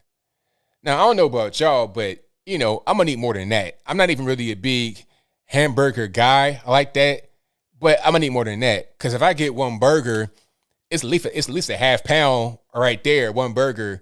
So 1 burger a month, half pound, the math ain't adding up to 4 pounds. You see what I'm saying? And I like my burritos and pizza and things that got red meat in it. So, yeah, I'm not going to be able to do that. I'm not going to be able to do it. And I've been vegan before. If you didn't know that, I was vegan for like 2 or 3 years. And it's not a good way to live for me personally. Now, to someone else, it might work. But for me, it didn't really. It's not, because what happens is you end up consuming more carbohydrates. But that's a different story, and I digress. The whole point is that that's not healthy to do that for everyone. For some, it may work. It may work fine. But people are different body types, different conditions. People might have illnesses or whatever, different levels of fitness. This is not a healthy thing to say. 4 pounds a year. Hey, man, 4th of July, I'm going to violate that 4th of July because we are cooking out. And I want my hamburgers nice and toasty on the edge, but still kind of soft and nice and, medium in the middle.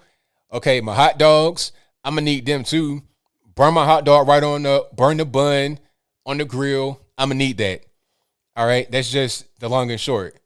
I'm not going to be able to do this whole 4 pounds of beef a year. All right. And my thing is it about meat in general? Because they're trying to ban chicken. Now it's going to be a fight to the bitter end. If they ban chicken or they want to limit chicken, it'll be a fight to the bitter end. All right, Period. I'm not going for that. The meat thing, I'm not necessarily a big red meat guy. So that's less of a battle. It's still going to be a battle, but the chicken, oh no. No, sir. No, sir. They might say, hey, you can only have 4 pounds of chicken. I bet you I won't have 4 pounds of chicken. And then the thing is, what are they going to say what are they going to say for the alternative? You got to have this Beyond Meat. Beyond Meat is the worst thing you can eat because it ain't nothing but oil. Your skin going to be ridiculous. You know, my skin, the way it looks, I can't do no just anyway. I cannot do that, Mr. Biden. So it's not going to work for me. That's going to be a no for me, dog. Shout out to my man, Randy Jackson. All right. And, all right, let me go back here. So, and then Apple also says in the same super chat, he says, what's my favorite burger place? Mickey D's, DQ, BK, White Castle. Do you get fried or onion rings? I don't like any of those spots for burgers. Well, out of those, Burger King, out of those ones you listed, Burger King. But I like local hamburger spots, you know, like restaurants, like sit down places where I can get a nice burger, you know, crafted to me. You know, it's spots out here where I live, Tennessee, but local sit down spots, bar spots, they got the best burgers. Okay, but fast food, I'm not really a fast food burger guy. But if I'm on the road and I can't stop anywhere else, Burger King for hamburgers. But I prefer restaurant burgers that I can say rare, medium rare, whatever. So yeah, let me go to a restaurant, give me a medium rare, some Worcester sauce, some lettuce, tomato, onion, pickle, a brioche bun, and we good to go. Let me see. Natural Bottle Nutrition says you give LeBron James too much credit. He is a puppet of the establishment and its handlers. I would say so to a certain extent. I would say so. The Anti-View says, what about the flyer posted around the multi-block AutoZone and Minneapolis? Have you seen it? Targets white people specifically. Yeah, I've seen that. Where it's like you must decenter yourself. It was all kind of just weird stuff. I feel like the 1970s hippie movement has come back, but it's like manifest into this weird racist kind of like what's the word I'm looking for? Not self-mutilating, but self-deprecating. This weird self-deprecating reverse. It's just really strange. It's come back in a really strange way. Rather than Woodstock, we have autonomous zones. That's kind of what's going on. All right, Wendy's. I'm not really a big fast food guy, honestly. I'm not a fast food guy. Chick-fil-A, I was going there, but it messed my skin up. So I'm not really a fast food guy, honestly. Give me a restaurant that's like, or matter of fact, the best thing is a hole-in-the-wall restaurant. If you go in there and it looks kind of dirty a little bit, you know, it's kind of raggedy in there, you're gonna get some of the best food a lot of times. Local, hole-in-the-wall, cheap spots are the best. Like where I live at, they got City Cafe. City Cafe is like, right on a hotel. It's kind of hole in the wall, but the food is good. It's not expensive. It's like 1/4 the price of Cheesecake Factory, which is disgusting where I live. The Cheesecake Factory is terrible. But anyway, no more food talk. Thank you to Mephitic Miasma, who says the mermaids are the most heavily armed force in the country. And shout out to Fat Planet, who says Chuck Norris doesn't run for president. Nothing makes Chuck Norris run. There you go. Ryan Walker says, congrats on your wedding ceremony. Y'all are looking spiffy. Thank you. I appreciate it. You know, it's all her. I try to do my best to measure up to what she was doing. Drunken Yoda says, it's not weird when Democrats don't think first because emotions only does not have a brain. It's not rocket science. Just saying. One love ABL in chat. Thank you for that. Shout out to Zodosis Kingsford, who says, Anthony, do you got any tips for making oxtail stew? I don't know nothing about that. I'm not the chef. Thank you to Matthew, who says an actor or actress needs to become governor of California in order to save Hollywood's image and future prospects. Yeah, I would say that makes sense. Mr. Strangelove says, Anthony, do you think people like LeBron simply don't want police to get involved in incidents involving blacks at all? Ohio shooting. They want the police to be involved, but they don't want a negative outcome for black folks, even if it must happen. That's all. Because I said that. I was like on my Facebook page, I was like, hey, you know what's going to happen? The police will simply back out of these quote unquote areas. And then a liberal troll on my page is always right there, says, well, we don't want that. We want just, good police. I'm like, okay, what you want is favorable outcome. Thank you for the tea. What you want is a favorable outcome to not have anybody black suffer at the hands of the police. But if the police aren't there, then the suffering is fine. You see what I'm saying? Innocent, not innocent, or whatever. Matt says I'm wrong. Okay, you'll explain. Thank you to Shaggy Boy for the thumbs up. Thank you to Pink King, who says, sorry for advertising, but Donut Operator actually has a good video. Thank you for that. Thank you to MAF Reactions, who says, thoughts on LeBron James responding to Cincinnati bar owner banning the NBA until LeBron James leaves or banned from the NBA. Did he respond on that? I did not see his response. Thank you to Shaggy Boy for the donation. Thank you to Greg Brown, who says, crazy sounding. Pick a city in favor of defunding. Send law enforcement home on paid leave for 2 weeks. Announced publicly. I support that. Man, that'd be the Hunger Games. That'd be the Purge. If I lived there, I would have every gun available to get stocked up, ready to get rocking and rolling. Matter of fact, I would actually leave, really. But if I couldn't leave, I'm going to have everything stocked up. I'm going to have a fortress, a moat, and all that good stuff right where I live at. But I'll move on. Okay. Super chats, I'm going to get to those. Thank you to Man of the Face, who says there are a lot of patriots in Cali. What you mean, like expats, or like what do you mean, patriots? I'm not sure what that actually means in that circumstance. Okay, did I get everybody? Let me go back to where I was. Thank you to CJ, who says if someone charged the president or vice president with a knife, they would order their armed guards to kill them. Would you agree? 1,000%. Absolutely. And it wouldn't even be no order. It'd be on site immediately. You getting done up. All this right here going to get pushed back in time. You understand? The anti-view says, Rena Morin says, we need race-based laws. Isn't that racist to have race-based laws? 100% racist. Thank you to Rob C, who says, so talking about the vaccine not being FDA approved, do you really trust the FDA to tell you what is and is not safe anyway? That's a good point.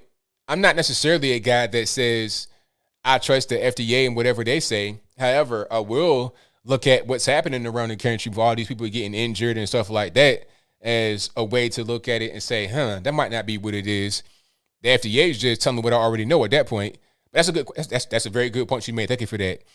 Thank you to Dimitri, who says, listen to Topher, Bryson Gray, Tyson James, MAGA. Thank you for that. Good guys right there. Christy Joyce says, I would like to have a flag that says, I support ABL on my flagpole. Would you consider making one of your merchandise line? Yes, I can make flags, if I'm not mistaken. So I'll look into that for sure. Thank you to Arfael Einsof.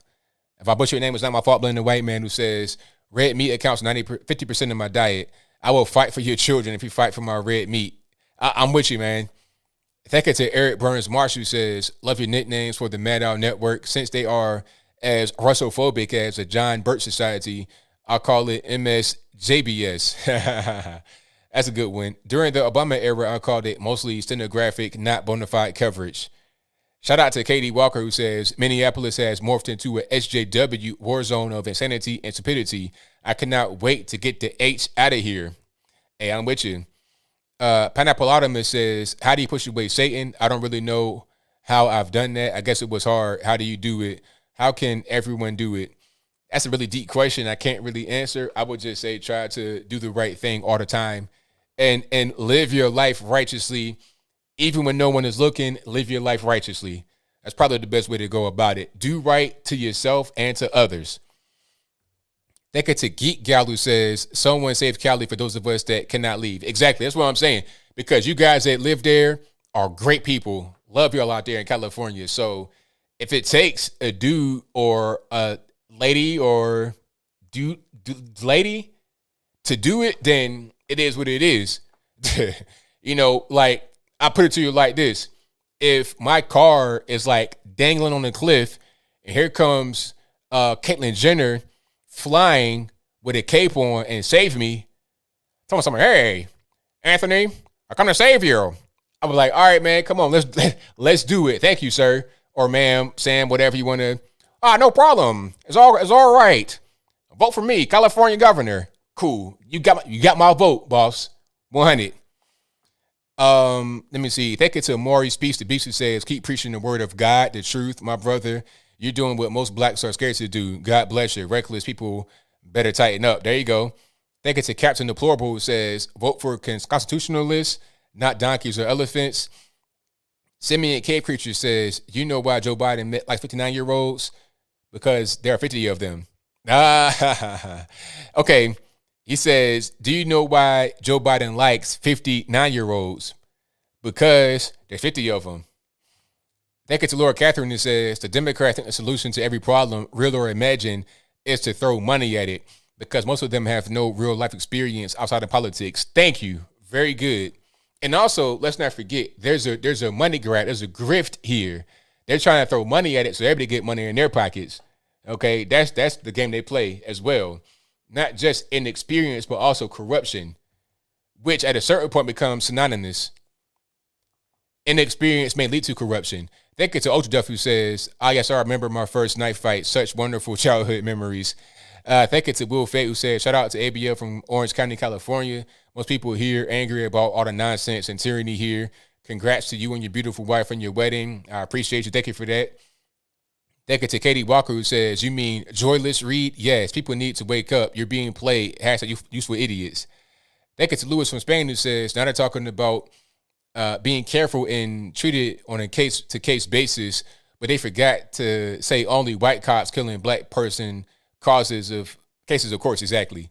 Thank you to Stephen Alley, who says, if police are abolished, it will fall into the veterans to protect the community. You much rather have the police than an angry vet. Facts.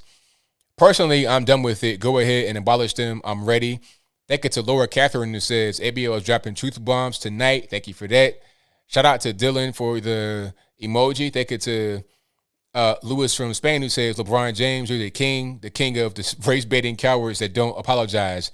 Next movie, Space Jump, and don't come back to Earth. All right. So that's pretty much everybody right there on the super chats. Time to get to the calls. And you guys on the drill, the number to call is 434-658-1220. And I'm going to go ahead and get the Skype rocking and rolling. But like I say, hey, if Caitlyn come to save me, I'm getting saved. So it's whatever. I'm not saying that I agree with whatever they got going on. But I don't, at a certain point, it's like, what am I going to do? What can I do? And if I'm in California? All right, let's get to the settings, make sure everything is good to go. Rocking and rolling. Okay, everything's good there. All righty, Matt, what's going on? ABL, what's happening, man? Everything's good, man. Can't complain. Hey, I disagree with you on what the cops should have done. Okay. The TSA won't pat down unless they get a guy doing it. They'll go get a girl to pat down a girl or whatever. I don't think white people should be policing black people at all. oh, is that right? I would say, hey, let's wait for a person of color to show up. Okay. And I have a feeling that these insurance companies that underwrite all these LEOs are gonna come to that same conclusion too. But the funny part is that the white cops get more respect than the black cops. Yeah, that's the funny part. So you be better off with a white cop. You have less crime with a white cop. Yeah, yeah. I mean, I've seen that in real time personally, but yeah, I don't think. I mean, a whole part of that whole qualified immunity is all the underwriting, and that underwriting, these insurance premiums are going to start to skyrocket as this stuff keeps going on, is what I predict. But interestingly enough, Gonzalez v. Castle Rock, I think it was a case up in Colorado. The SCOTUS had already ruled that cops don't have to protect and serve. Okay. There's no obligation. That policeman, I mean, he might be brave and he might be a good shot and stuff, but that's stupid. He should have just let it play out. Like George Floyd. Right. But they ruled that they don't even have to respond to a call. Wow. So that's where that's at. But yeah, that's my point of disagreement. What's wrong with doing that? Well, as far as like the white cop and the black cop switching out. Yeah, I mean, a white cop could still pull over like someone of color, but he should just be like, dude, you're black. I gotta wait for someone white or someone black to come to give you the ticket. I mean, you could do that, but like I said, the white cop gets more respect because the black cop, they feel like they're going to be on the same team. They could do pretty much whatever. So you will do better with the white cop there. But if the crime increase, whether it be kind of minimal, 5 to 10%, if that happens, then I guess it's an even trade-off. A few more murders here and there, a few more drugs getting sold here and there, a few more home invasions. Who cares? Huh? I mean, I think who cares? Right. I mean, black men, which are 6% of the population, commit 52% of the murders. And then there was a survey in the early 2000s in San Francisco before this whole Asian hate thing. Over 90% of all violent crime, was black on Asian. And I don't think anybody, I don't think there's any loss of appetite for murder. I don't think people really care about that at all. There's a two-tiered system. It's a stratified system, and basically urban communities are like enclaves. See, the problem is that you got people there that are innocent, that don't get involved with the crime or nothing. So it's like, what do you do for them? Now, for those that want to be out there committing the crime, it's like whatever. But for those that are innocent there, it's like, what do you do? Nothing. You can't do a damn thing. There's innocent people in other countries. We don't do a damn thing about that. What I'm saying is that they've created the separation that Malcolm X was talking about. They've created enclaves. There's a black nation at this point. They have their own rules. We're out. And I would start dividing it up. So what do you suggest? You suggest like ethno states? Is that where we're going? Yep. That's what we have. But yeah, and then I'm just accepting that reality. So if someone wants, I'm in a mixed marriage. I mean, I got black kids. I'm with you. That. So if someone wants to leave the ethno state, would that be a fine? Yeah, they would have to get a visa.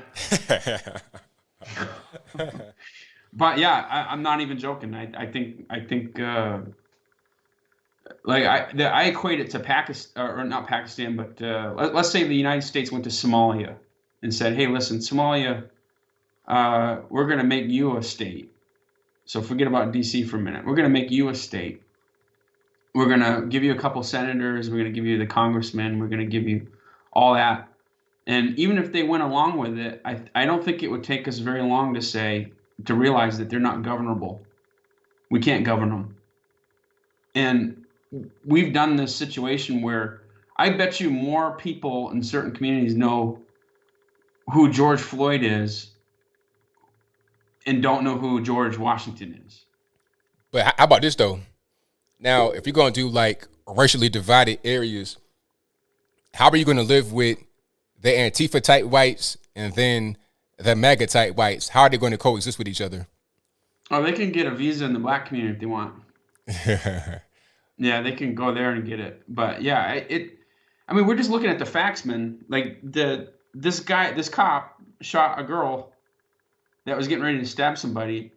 In any other universe, I mean, that's pretty cold cut and dry. But the nation is still divided on that. So I'm floored that so many people, reasoned people, like your viewers, like you, are even debating the details of things. Like it's so far beyond like the double standards and that kind of stuff. I'm floored that we're still talking about these things. It's not like we It's not like we're debating in Somalia whether or not they should have female circumcision. We all know you shouldn't have that. But we don't debate it because it's obvious to us. It's not obvious to them. But what's the debate here? Like, what is the debate here? I think people that believe in law and order, that value America, I think ironically we're still trying to convince the other side. I don't think we should do it. We should just stop talking to them. I think I'm putting to you like this. I think most people, because I've seen this is like a bipartisan thing from what I've seen. I think people understand it's like, okay, if somebody about to get stabbed with a knife and they get shot, it is what it is. Now you're gonna have some that are just out there because that's what they got to do. They got to say that everything is wrong with a police officer. It doesn't matter if he saves, a dog from a tree with nobody around, that's somehow racist or something like that. So they're going to say whatever the cop does is wrong. But the majority of regular normies, people that don't even really get involved with this kind of stuff that we're talking about right now, they're going to say, well, what was the choice there? Nobody really that's even in that community is probably going to say anything different aside from the family because they're trying to get paid. That's really what it is. But it's been a good talk, but I got more calls on the line. Thank you for the call. Yeah, be good, man.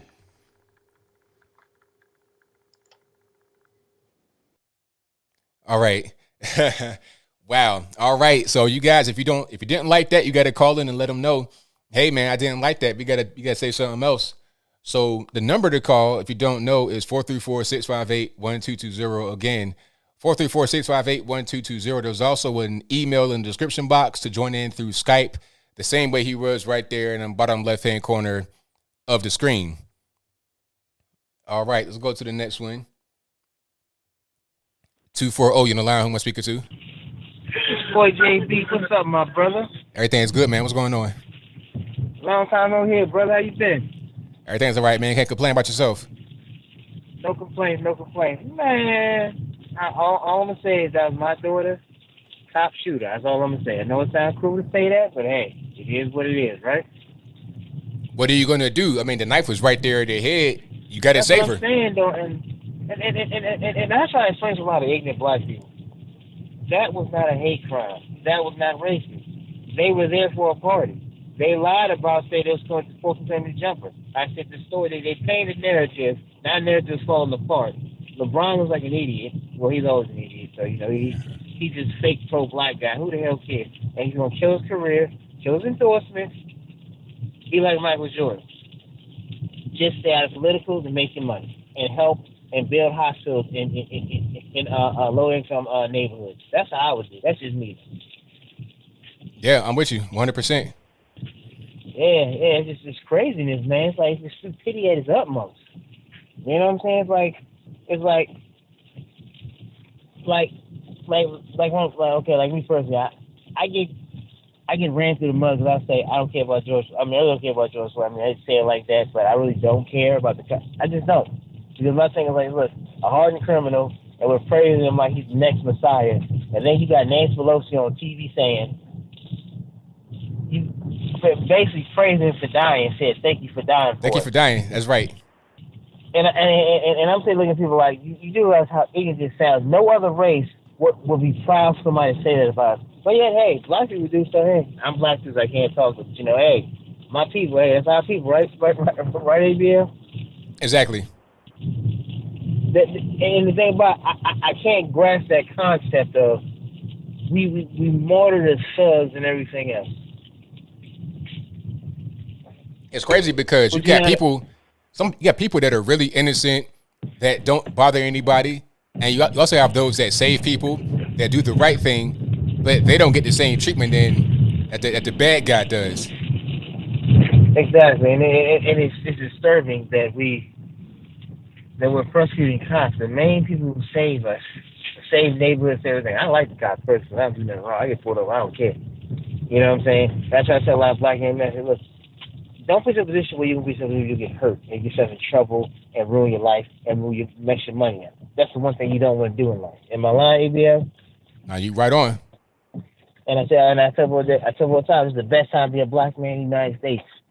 The best time. And we've gotten so many rights that we've lost our way of what's good and what's right and wrong.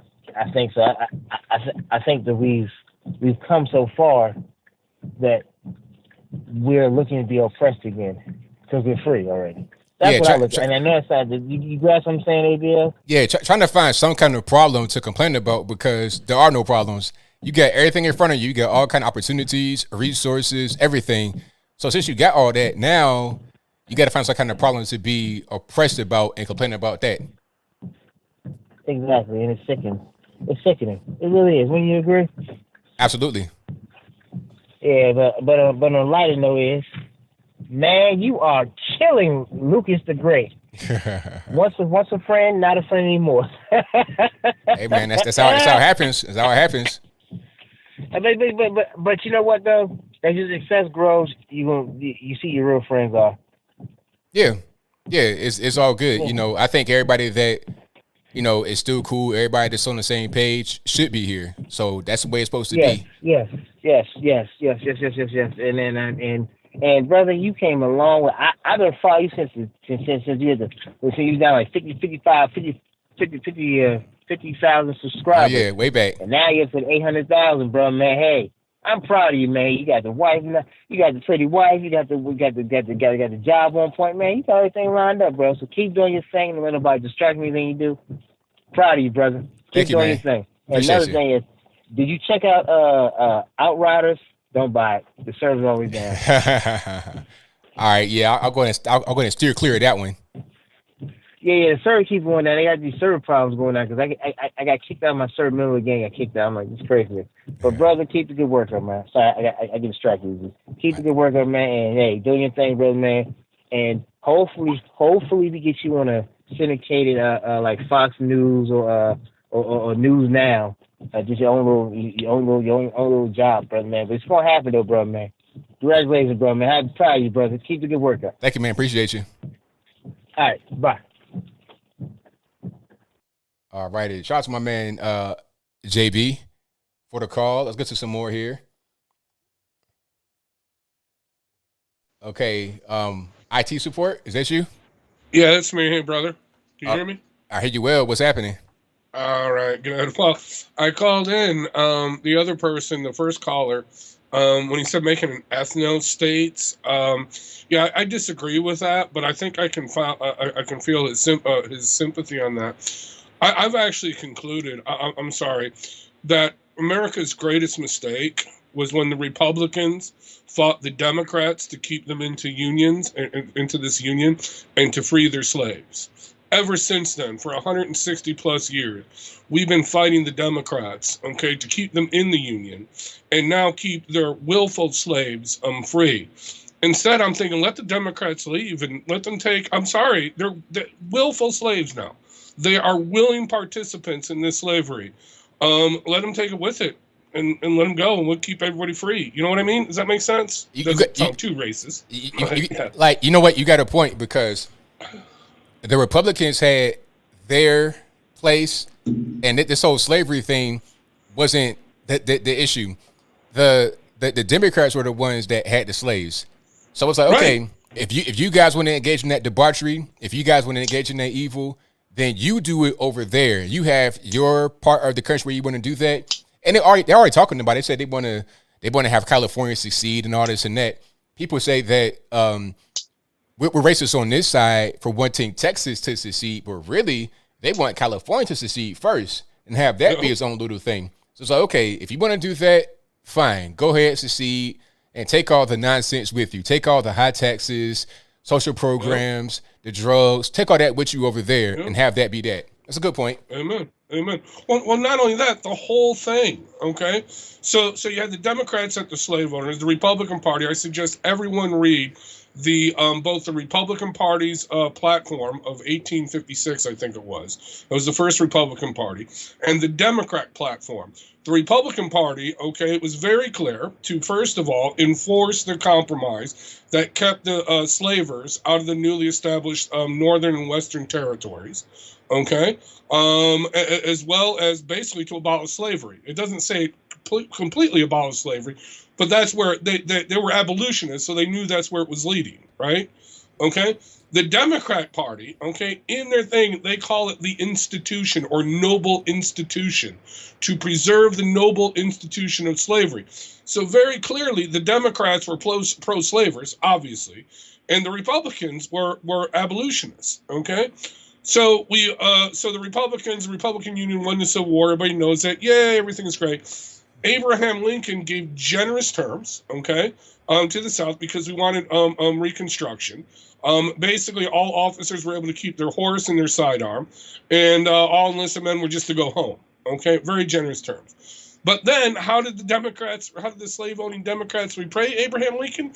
They not only killed him, but they also tried to take out his entire cabinet. Okay, all right.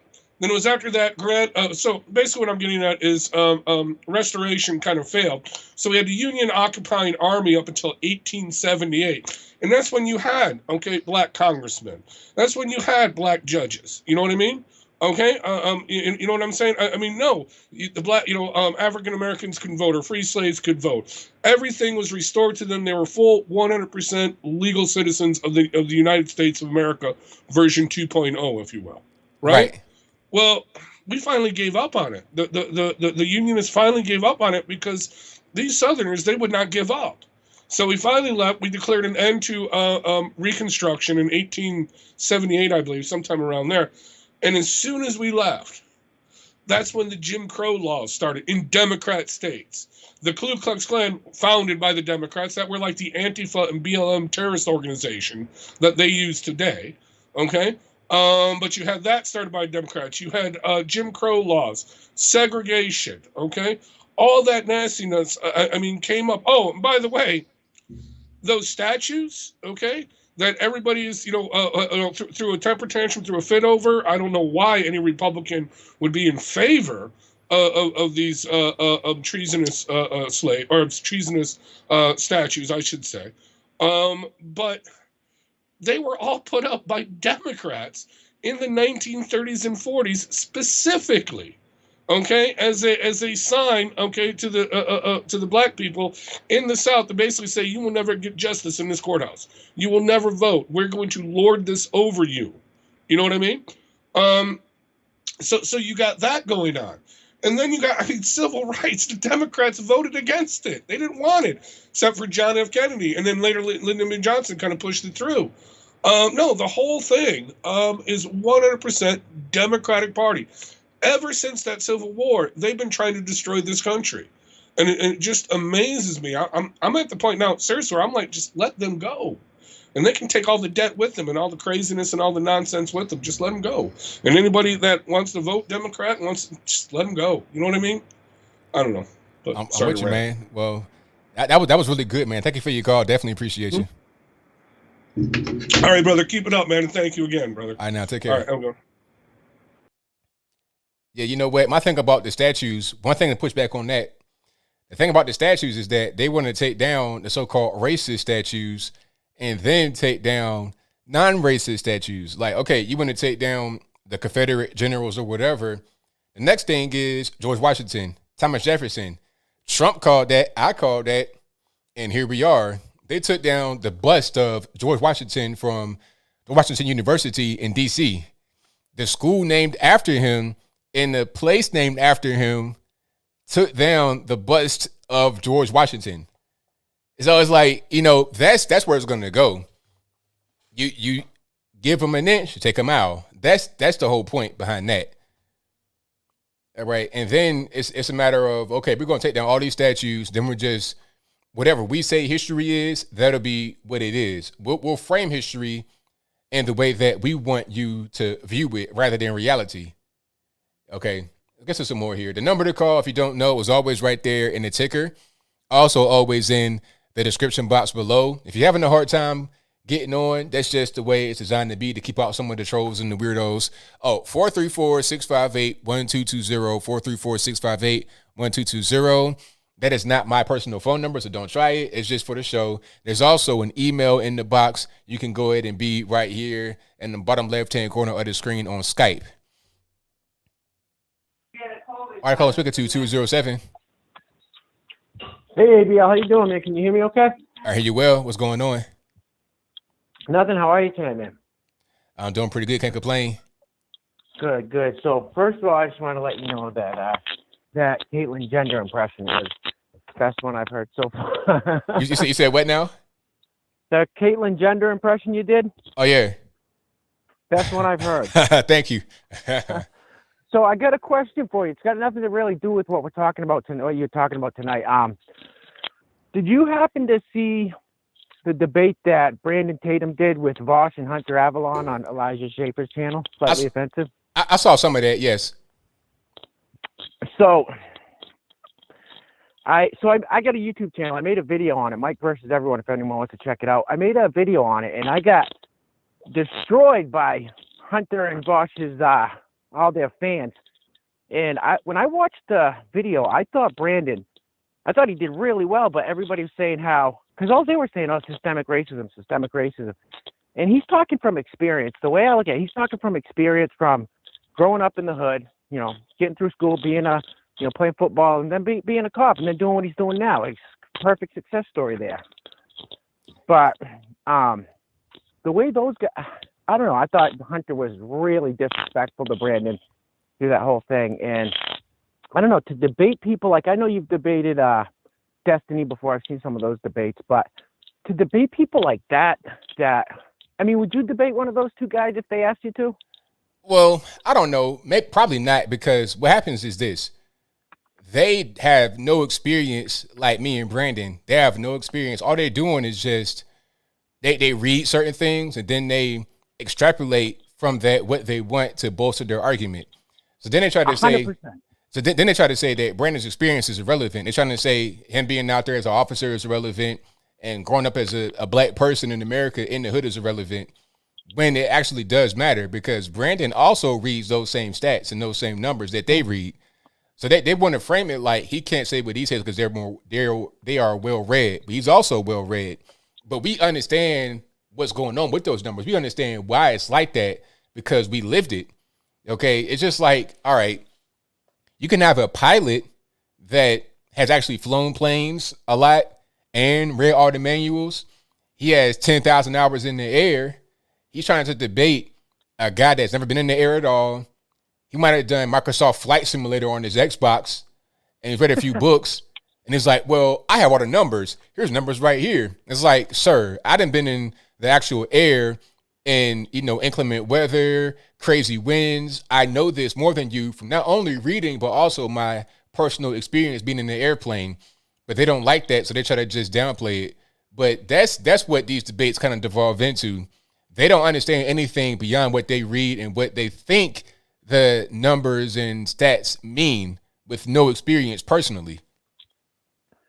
Well, so that's exactly, so like I said, I made a video on it, and that's exactly what I said. I said, these guys totally, didn't even, they just downplayed the fact that Brandon not only had the same stats as them, but he has the experience. They totally downplayed it, totally disrespectful. And they think that life experience means absolutely nothing, from experience to growing up in the, growing up in the hood like he did, being around gangs and drug dealers, then being a cop. Of course that's going to mean something, but they downplay it. And I'm just like, so of course Hunter Avalon got into my comment section. He said, oh, he wanted to talk to me, debate me on his channel, but I don't want to debate people like that, because that's why I asked you. The thing is people like that, I just don't see there's any common sense and logic in it. Like Vosh, they're the kind of guys that think like Kyle Rittenhouse is somehow a white supremacist. Like the three people that he shot were white. There's just no sense. There's no common sense and logic in their thinking. Right. Exactly. So that's, and Destiny's different. I think he's a little different than those guys. I've watched the debates with him, and I thought those are good. I think Destiny's a little different. Those guys are just way, way too far off the beaten path. And like you said, they look at the stats, they make them fit their narrative. So, yeah, correct. Man, I agree with you 100%. So I just wanted to, ask you that, and I'm kind of leaning towards you. I don't really want to talk to those people, and there's no common sense involved. So, right. But I appreciate it, man. Thanks for answering. You're doing a great job. Can I give my channel a quick shout out? Go for it. All right, if you guys want to check it out, it's Mike versus everyone. I can definitely use the support, just getting started out. And ABL, man, keep doing your thing. I got a lot of people turned on your channel. You're opening eyes and changing minds all over the place. So keep doing it, brother. Well, thank you for the call. Definitely appreciate you. All right, take care, my man. All right, great call. Yeah, I don't know what's going on with Hunter. I met Hunter a few years ago. I met him in 2017, back when I first got flown out to speak, I went to UTEP, El Paso. And shout out to you guys out there. That was a great time. I'm gonna go back to El Paso soon. I'm not really sure about right now about all this border stuff going on, but I had a great time in El Paso. Beautiful place, real cool city to be out west. I loved it. Okay, but I was out there. I met him out there. I tied his tie for him and everything. He was a cool kid back then, but people change. You know, sometimes they feel like maybe they feel conflicted personally about what they are saying. Maybe they feel like they've gained a higher knowledge.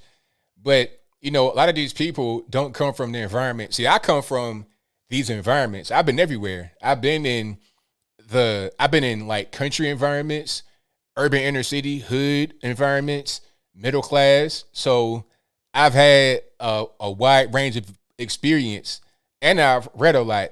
I have glasses, not because I'm just I'm trying to be a fashion icon, because I've been the bookworm my whole life. I was the guy in the hood. I was the hood nerd reading all the time. I was reading about statistics when I was a little kid for fun. I read the encyclopedia and dictionary and thesaurus to figure out new words and to figure out just to kind of expand my world beyond just the hood I'm in. That was my life coming up, and I've always been able to do that. I read most of my day to even right now today is spent reading, not so much talking on the internets. A lot of these guys, they cherry pick certain studies, and then they cherry pick certain people that make them feel like what they're saying is correct without going into it unbiased and just trying to find the truth. That's all. So then when somebody says personal experience, they don't want to talk about that because they've been able to, in their mind, formulate what the truth is from reading certain things that they feel like is correct. I even had somebody tell me that like even when we talking about books and stuff, I say, okay, Time and Soul. Oh, you can't read him. Why can't I read Time and Soul? You're reading this guy over here who wrote a book, which is just his opinion about certain things. You're reading certain numbers that are put into a book by a guy, and he opines on it, and you want to cite that book. Why can't I cite Time and Soul? Because they've been able to cherry pick certain people, certain books, certain stats that they want to recognize and put that into their argument. So then when you get into a debate with a few of them at once, it's just them ganging up on you doing that. All right. 972, you're on the line. Who am I speaking to? ABL, it's Christy from Texas. How are you? I'm pretty well. About yourself? I'm doing good. I want to say congrats to you and the beautiful Nia. I hope I'm pronouncing that correctly. Close enough, nay, but okay, you got it. I was going to ask, how did her perfume turn out from her her flowers last year? I don't know. I had to get her up here to talk to you about that. I don't really know. Yes, please do. Please do. I would love to hear. And then I was going to ask, did you see Mark Robinson's testimony on Capitol Hill? No, I didn't see that. I saw like a thumbnail of a video, but I did not watch it yet. But I've met him. Oh, please look at that. Yes, he nailed it. And boy, the Democrats got mad. Big mad. And then did you hear about also still the forensic audit going on in Arizona? Now I'm hearing about that. So that's the whole thing with the voting. There's still an audit going. Yes. Okay. Yeah, and I think, if I'm not mistaken, I believe Georgia as well. I mean, it's just crazy. We're how many days in and still don't really know? I mean, I know we got to be careful what we say, but I was going to ask you also, do you have a Cash App? Yes, I do. I do have a Cash App. What is that? It is $ABL 100. Perfect. Okay, good deal. Good deal. I got to update my YouTube. It wasn't letting me donate. So anyway, I'll get that over. I appreciate you. Y'all keep up the good work. Thank you for the call. Definitely appreciate you. Thank you. Bye-bye. All right. And my wife is in the chat right here. She says, thanks for asking. The tincture from my original bouquet is complete.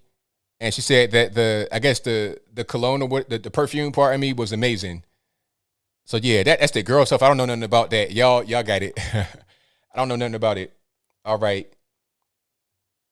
631, you're on the line. Who am I speaking to? Hi, Anthony. This is Ann from New York. All righty. What's going on?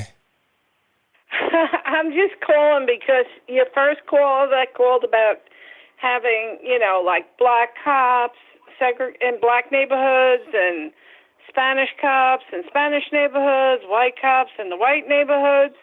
I know at least 100 cops, okay, that are friends from Manhattan.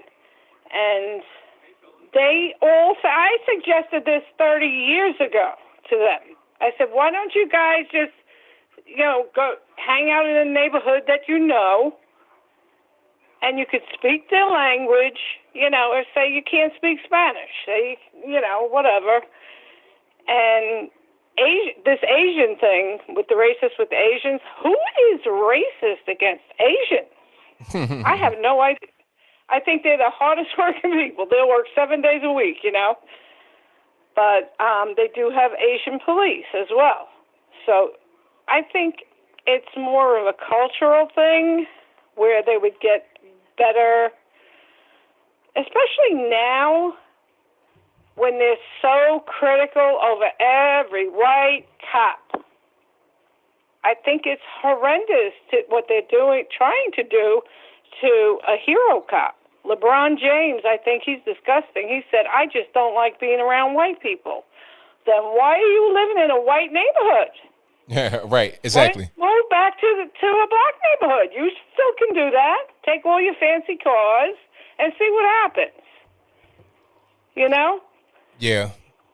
But it makes more sense to me for them to be in there, like the Spanish Harlem in Manhattan. You got Black Harlem, and then you got Manhattan, which is predominantly everything, and then you have downtown, Chinatown. So that's all Asian. So I think it would make more sense, like the people could relate better. I don't know, because I feel white cops are being discriminated against all over George Floyd. No, but see, the problem, the issue... To me, I would have handled that entirely different. I would have sat him up on the sidewalk, called an ambulance, because apparently he was delirious, okay? You couldn't control him at all. I would have put him on the sidewalk so he could breathe his air, cuffed up, and called an ambulance, went to the hospital with him till he got, dried out or whatever they can do for him, and then take him to jail. I thought that would have been a much better turnout for him. He would be still alive. I don't know if he was overdosing. Apparently he was something, delirious over drugs. He had, 5 drugs in his body? Yeah, It was ridiculous. Yeah. I mean, the whole situation, I thought there was a black cop on his back. There was 2 other white cops on his back. I'm like, it wasn't just Chauvin on his back. I mean, I don't know. I just feel that for the safety of police, nobody wants to be a cop anymore. How are we supposed to live in a state like New York without police? A cop pulled over someone just the other night, and they threw acid and he felt bleach in his face. Yeah, that's crazy. And then threw Molotov cocktails at him. Right. What? I would shoot them right in the face, I swear. I mean, look at, did you watch that clip from Italy when BLM and Antifa tried to get in there? No. Those cops beat them down like dogs. I'm not kidding. It was the funniest thing I ever seen because they went right up to the cop's face, and there's no more Antifa or BLM in Italy, and they bulldozed the tents. Get out. Go back to your own country. I thought that would have been a smarter thing to do here instead of bringing more in here with diseases. There's 4 pages of diseases that they're bringing into this country. I mean, come on. How much do we have to pay? We're $40 trillion in debt on Biden's watch, on the Green New Deal, and everything's going to go up tremendously. I don't know. I can't see how people can afford to live under this administration. You know? Right I'm on. not racist at all. I thought I worked 9/11 as a nurse.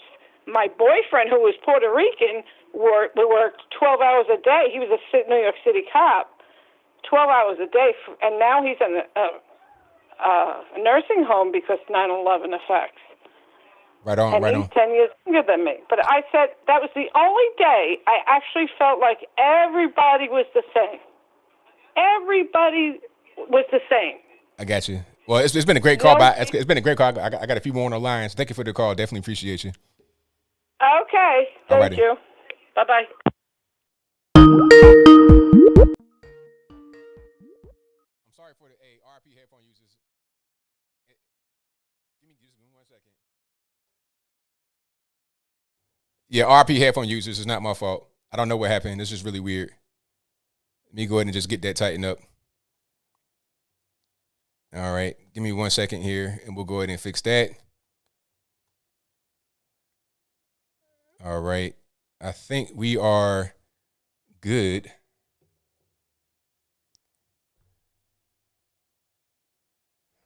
That's weird. Hold on. Give me 1 second here.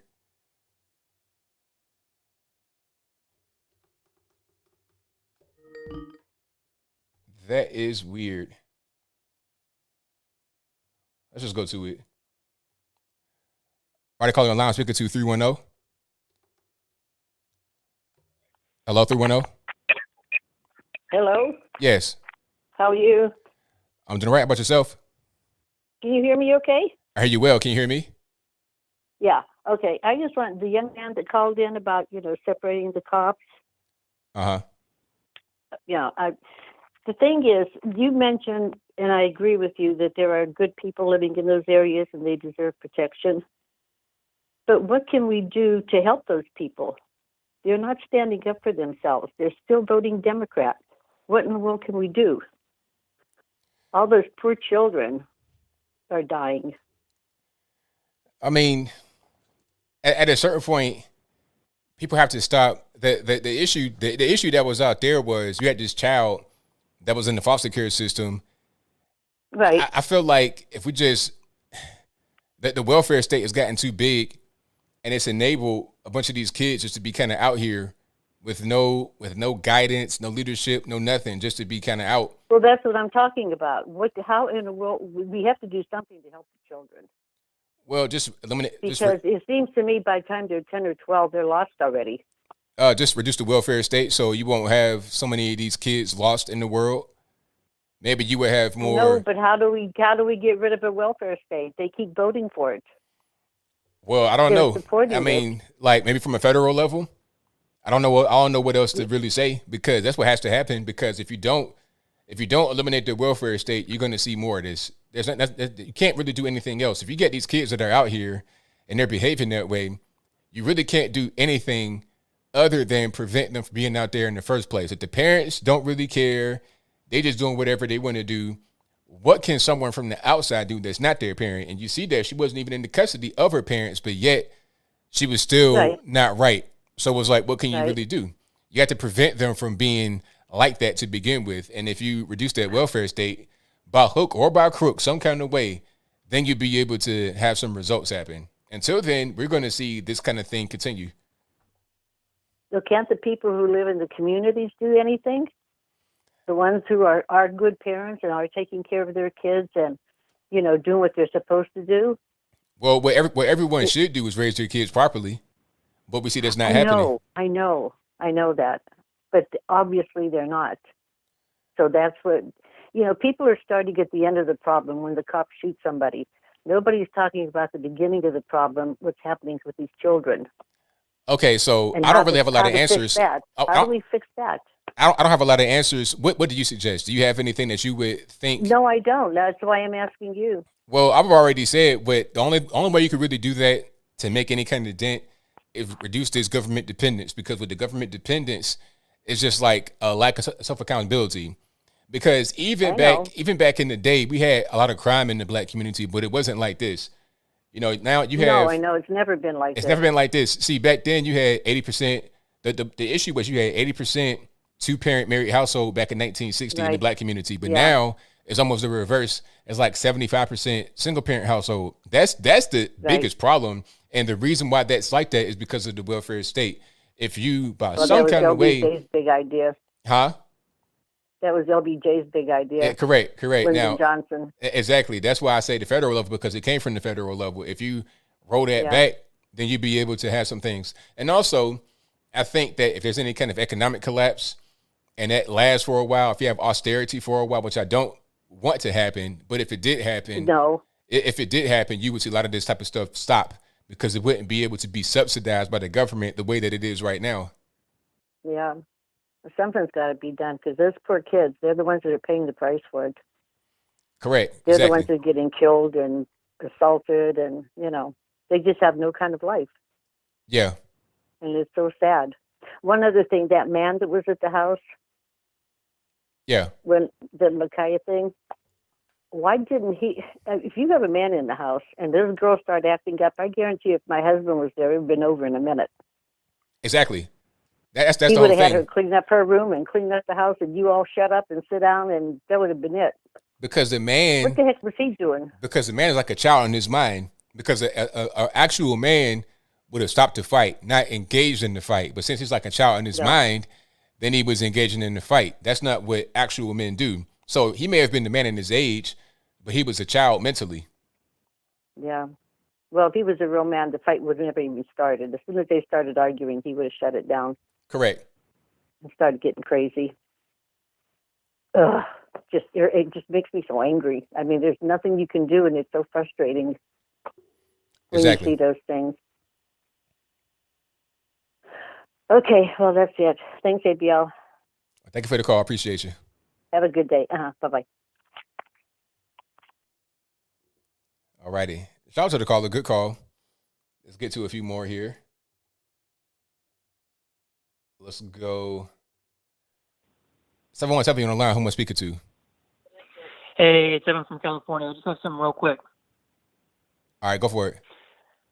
All right, so Alyssa Milano just tweeted. This really just happened like 15 minutes ago. She tweeted, "In case no one told you today, you're awesome, you're beautiful, you're loved, you matter, you're enough, and nice butt." So she's implying all lives matter, which triggers me. Also, at the very end, when she said, "You have a nice butt," to me, that's sexual harassment, which also triggers me. So we need to put her on blast because, you got to dish out what they serve too. That's right though. That's 100% correct. I don't appreciate those types of terms. I feel like I'm being Nope. I feel like I'm being objectified, and that's not right.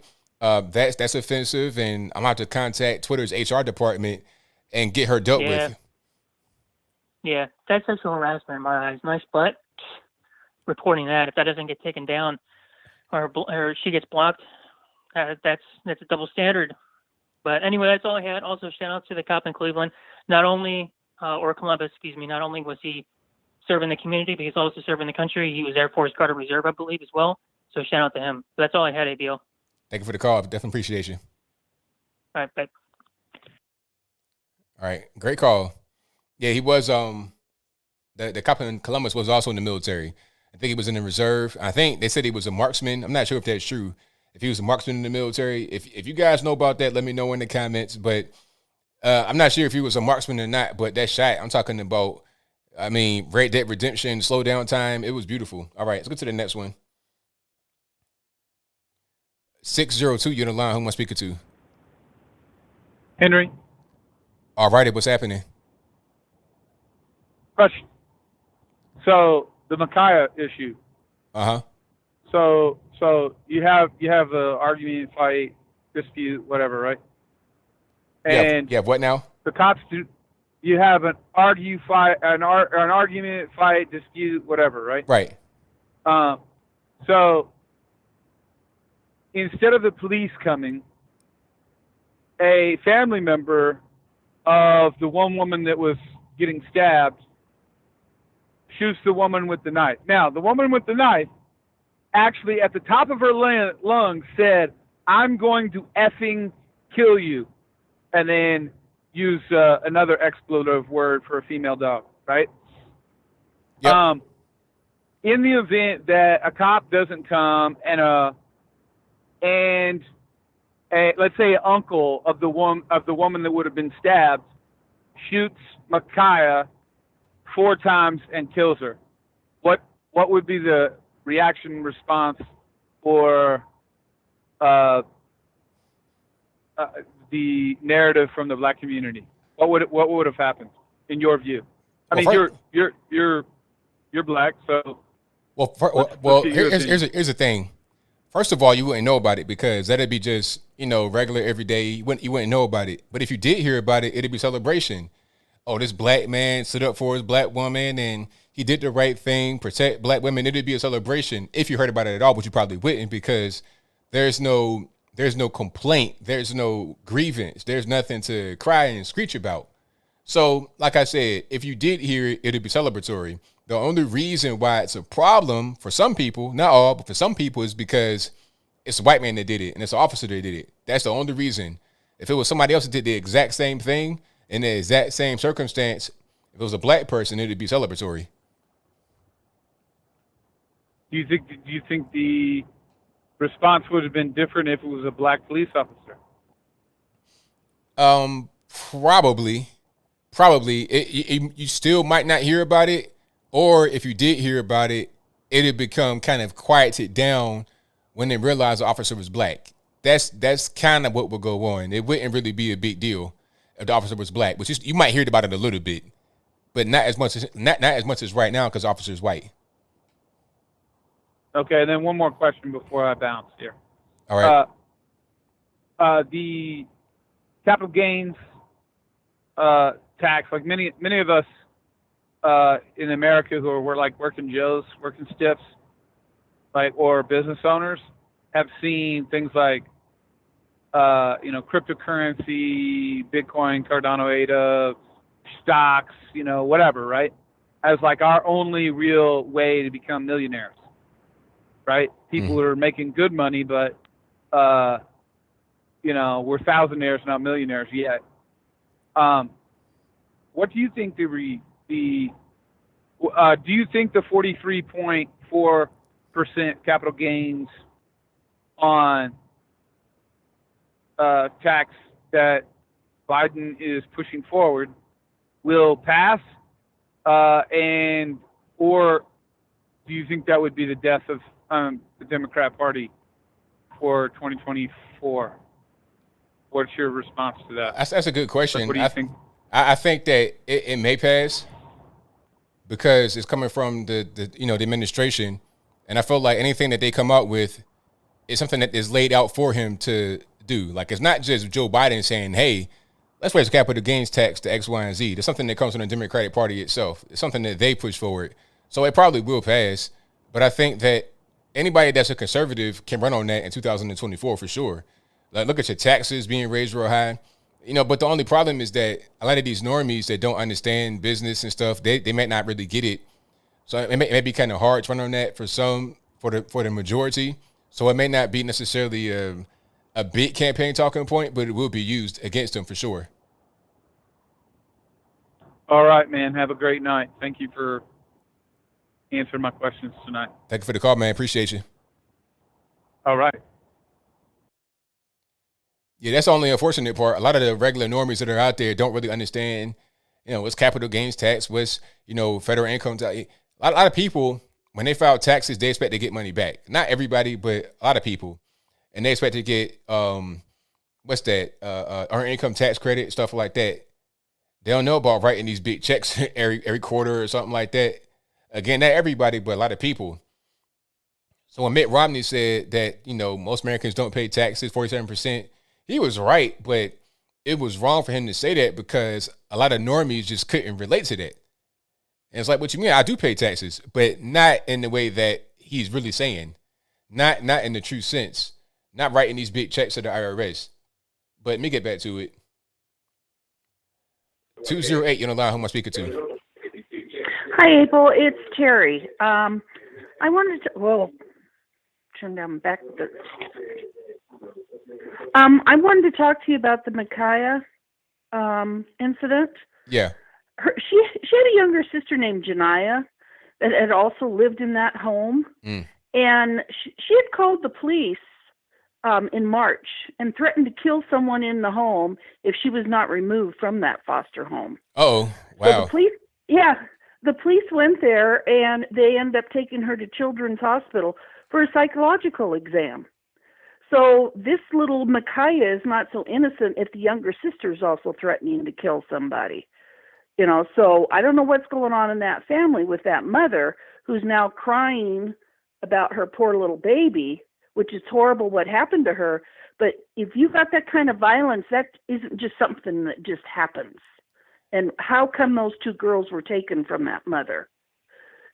Yeah, exactly. And then also, okay, Ma'Kiah had been in that home for like 2 months, but she had been in the system for years from what I'm reading. Like, that wasn't her first stop. Yeah. So my thing is, okay, why is she just now going to that home? Why did she get kicked out? Was there other issues in other homes she was? Like, you know, sometimes kids would go in and out of homes, but my question would be, why was she in and out of homes? Why was she not in the mother's custody? What's going on with the mother? Are there any kind of drugs involved? Like, what happened? I want to know more of the full story to get a clear picture of what's going on with Ma'Kiah. The foster mother, she's been asked, and she said she can't make any comments, which I suppose legally she shouldn't. But right. Yeah, there's something going on with that mother and that family. And if that was her dad that kicked that girl in the head, I mean, she did a somersault from that kick that he gave her. That wasn't just, you know, a kick. She was laying on her back, and when he kicked her, she did a full circle. So who knows what's going on with that child? And a comment about the police officers. How could I say this? Maybe, and I don't want to sound racist, but maybe they should make sure that there's a black officer with an Asian or a black officer with a white officer at all times when they're out doing their runs. You know, you probably don't need it in a lot of cities, but at least maybe the black community will feel safer knowing that there's black officers that are there to protect them. That's not even what happens. Like, what happens really, most people in the community respect the police, but you got people that don't respect it. You got the criminals. There's always somebody that's doing something wrong. It's rarely ever a situation where there's some kind of quote unquote police brutality or something where it's a guy just, you know, minding his business, reading a book. You know, that's just not what happens. Okay, when you go to the community and you say, okay, do you support defunding police? They're gonna say no. We need the police. They understand how dangerous it is, and they know that the police are the last bastion of hope. And the truth is that when you go to a black community, it's the white cops that get more respect because there's more fear. Now, with the black cops, they feel like they're friends and they could do pretty much whatever they want. I didn't see it happen. I know guys that have been to the penitentiary that will say that. So it's like the only reason you would have a black cop on hand is if you're just trying to shield yourself from any kind of litigation or any kind of, like, a video gets on social media and it goes viral and then somebody is convicted based upon the outrage from the video. That's the only reason. And that's kind of a rare thing to happen. So yeah, I don't think it's really worth sacrificing safety just to prevent that from happening, in my opinion. Yeah. Well, plus it seems like all of these black kids that have been killed, they're all criminals. Every one of them. Yeah, that's what it is. And, you know, in the community, the criminals, if something happens to them, anybody really crying. Maybe their immediate family for a little while, for a day, and then it's right back to normal. But people generally are not like so brokenhearted over a real criminal that gets killed. That's not what happens. It's the outside people that come in, and then you have other criminals that want to engage in the riots and the chaos with the people that are coming from the outside. That's usually what happens. Like right now in Minneapolis, you have outside agitators coming in, and then the local hoodlums that are joining. True. Very true. And, you know, you hear this talk. Supposedly this is the talk that black families have with their children. How about talk to them about going the wrong path, about running around at night and this kind of stuff? Or if you are doing this kind of stuff, stop and listen to what the officers are telling you. Otherwise, you are going to get killed. See, that was the talk that I had. I did not have this talk about the white man, this, the white man. I did not have that talk. The talk I had was, all right, you know where we live, keep your head on the swivel, pay attention, observe your surroundings just to be on point. Watch who you trust. That was my talk because of where I was living, where I grew up at. It wasn't this whole thing about the white man. So that should be a talk to everybody. I think that talk in reality is had more often than this oppression type thing, because what's more important, the white man is not. And then if you're in the so-called hood, there's no white man there. It's just everybody's black for the most part. So you got to worry about what's happening right around you. And that should be for everybody. Correct. What's happening right around you, focus on that, not a thing that's not even there and you probably won't even come in contact with if you're doing the right thing. Okay, well, that was just my 2 cents. So that's it. Thank you very much for all you do. Thank you for the call. Definitely appreciate you. Bye-bye. Yeah, this whole talk, that whole thing, when I see these commercials talking about, the talk, and you got to tell your son, watch out for these white cops. It's like, man, please. Anybody, that's not the talk I had, really. Not for real. My whole thing was, I'll never forget, keep your head on the swivel, look both ways before you cross the street, don't hang around the wrong crowd, not the white man, because that was never a concern. And where I was growing up, it was rare to ever see a white person. It was rare to see a light-skinned person, let alone a white person. So why am I worried about the white man's not even there? It made no sense. All right. So you see what I'm saying? To be continued, I'm glad that we're on the same page. All right. And thank y'all for being here yet again. You guys are the best audience anywhere on the internet. If you enjoyed what you're hearing so far, give me a thumbs up, like the video, share the video, do all that good stuff. And if you're listening right now on your favorite audio streaming platform, which is always, this podcast is always on there, go ahead and give me a 5-star rating, a review, share it, do whatever you can on that platform. I'd most certainly appreciate it. Let's get to some more calls here. The number to call, 434-658-1220. It's always in the ticker right below me. It'll come up eventually, and it's also always in, there it is, 434-658-1220. And the number is also in the description box right below the video. So check it out. All right, calling on the line. We're speaking to 917. Hey, ABL, this is Dimitri. How you doing? Can't complain too much about yourself. I'm feeling good because I'm watching your show. It's a great show. I just wanted to say thank you for keeping us normies informed about all that's going on in this world. I watched your other segment that you did on Makaya. I forget her last name. Right. That was really, that was really good. I agree with you 100%. Support the blue, back to blue. Like, I'm in New York. Every office I pass by, I thank them for the service. And I come off sarcastic, maybe my voice or something, but sometimes these cops have to stop and, like, look at me square in the eye and, like, oh, is this guy being serious? Because you get so much hate right now, and it's pathetic. I just wanted to compare one thing, like I'm playing Call of Duty, and there's a knife weapon, right?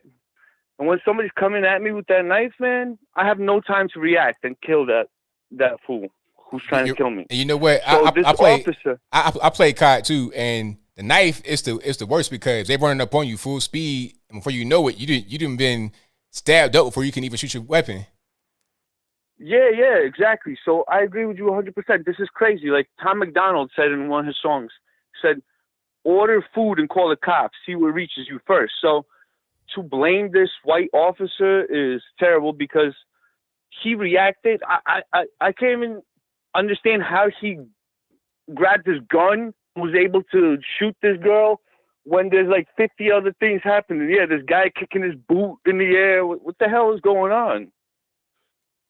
This guy is amazing, man. Exactly. 100%. Like you said before, he deserves a medal, and there should be no more discussion about this. They should just freaking promote him and end this stuff. But even Don Lemon agreed with the white officer. That's crazy, man. Right, exactly. When you know when that happens, I mean, it's hard to do. It's hard to say that the officer did something wrong when even the ridiculous leftists come out and say he did something right. Yeah, man. So I just really wanted to say that I appreciate you picking up my phone call, and you're one of the most intelligent people I watch on YouTube. So keep up the good work, and I hope you get that million soon, man. Couple of weeks. Thank you for that, man. Appreciate you. Have a good evening. Bye bye. Yeah, that's a good point about that knife though, because when the knife come out, here's a little knife, baby knife. When the knife come out and they running at you with it, or they in your little airspace, you got limited time to react. And if that knife is about to be in somebody's head, I mean, if they got the like that, if they gripping it like that and it's right by somebody's head, oh, you have like no time to react. No time to react. So the officer, he had so much going on. He had a fight over here, screeching over there, like 8 people, knives going on. He had a lot happening. So shout out to the officer. Again, you did a fantastic job. Don't let anyone say anything otherwise. All right. 573 on the line. Who am I speaking to? Hey, what's going on? Is this ABL? Yes, it is. Hey, this is Nick. I wanted to talk about 2 things briefly. The first one was Caitlyn Jenner. I think that's who it is, for governor of California. Right. I would encourage everybody who thinks that's a good idea should watch her interview with Ben Shapiro, where Ben Shapiro simply brought up the idea that Caitlyn Jenner was not, in fact, a woman, but a man who had altered himself heavily. She actually, he, them, their, them, whatever is proper, put his hands on Ben. No. That was not Caitlyn. That was the person formerly known as Bob Turr. That was not Caitlyn Jenner. I know. Yeah, wrong person. Okay, my bad. I thought that was the same one, and I thought that was going to be a huge problem. You can't menace everybody in office physically, I don't think, at this time. I don't know how they behave up there. The other one was the shooting with the black female and the male white cop that just happened. That was it was a terrible thing, but I've got law experience. I've never been a policeman, but I have had a shield. I was a CO for 7 years in my state. And when somebody reacts that quickly with a weapon, especially after you show up, part of showing up with a badge on is presence. There are things that anyone with a badge can choose to let go and have a nice day, and there are things that you simply cannot let go. And there are things that are reactive. Well, if I showed up with any sort of a shield on as an authoritarian in an area where someone was about to get hurt and I could prevent it, and instead of seeing me there and slowing it down, she turned and immediately went to stab mode. It just largely ignored the idea that was authority was there. I got to get this done fast before I can be stopped. That was the opposite of worrying about self-preservation. She asked for it. She got it. And the people that are siding with her are looking for an excuse to do wrong with her as a martyr. That's cowardly. If you want to go out and do something bad, do it, but don't wait for somebody else to die before you act up. Right, exactly. Very good point. I'll cut it short. I've talked to you once before, and I hogged up your phone time, sir. I thank you for the call. You're welcome. ABL, take care. Thank you. Bye now. Yeah, good call. But yeah, I remember the whole thing. Going back, talking about now that the person's name now is Zoe Turr, But a little bit about this picture to go back to it. If I didn't tell you the story before, because I know a little bit about this. Now, what he was talking about was this is Dr. Drew is on his show, and it was a kind of like discussion with other people that were there, and I guess Ben Shapiro right there, Yamaka and everything, just being a good boy, good guy. He I guess kept quote unquote misgendering this person right here, and they were like, "Hey, if you call me sir one more time, I'll take you out back." Something like that. You understand? Like basically threatening to fight him. And right here, you see this person's hand on the back of Ben's neck.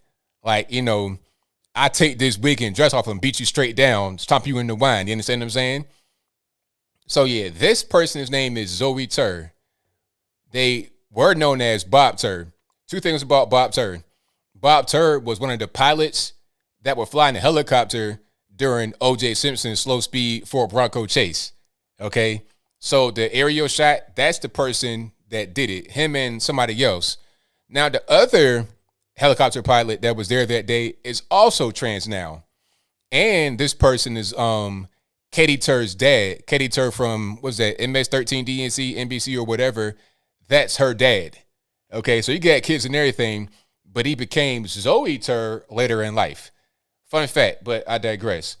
So shout out to the OJ trial. Shout out to all the Kardashians. So I guess by proxy, he might be considered a Kardashian, but we'll move on. We'll move right along from that one.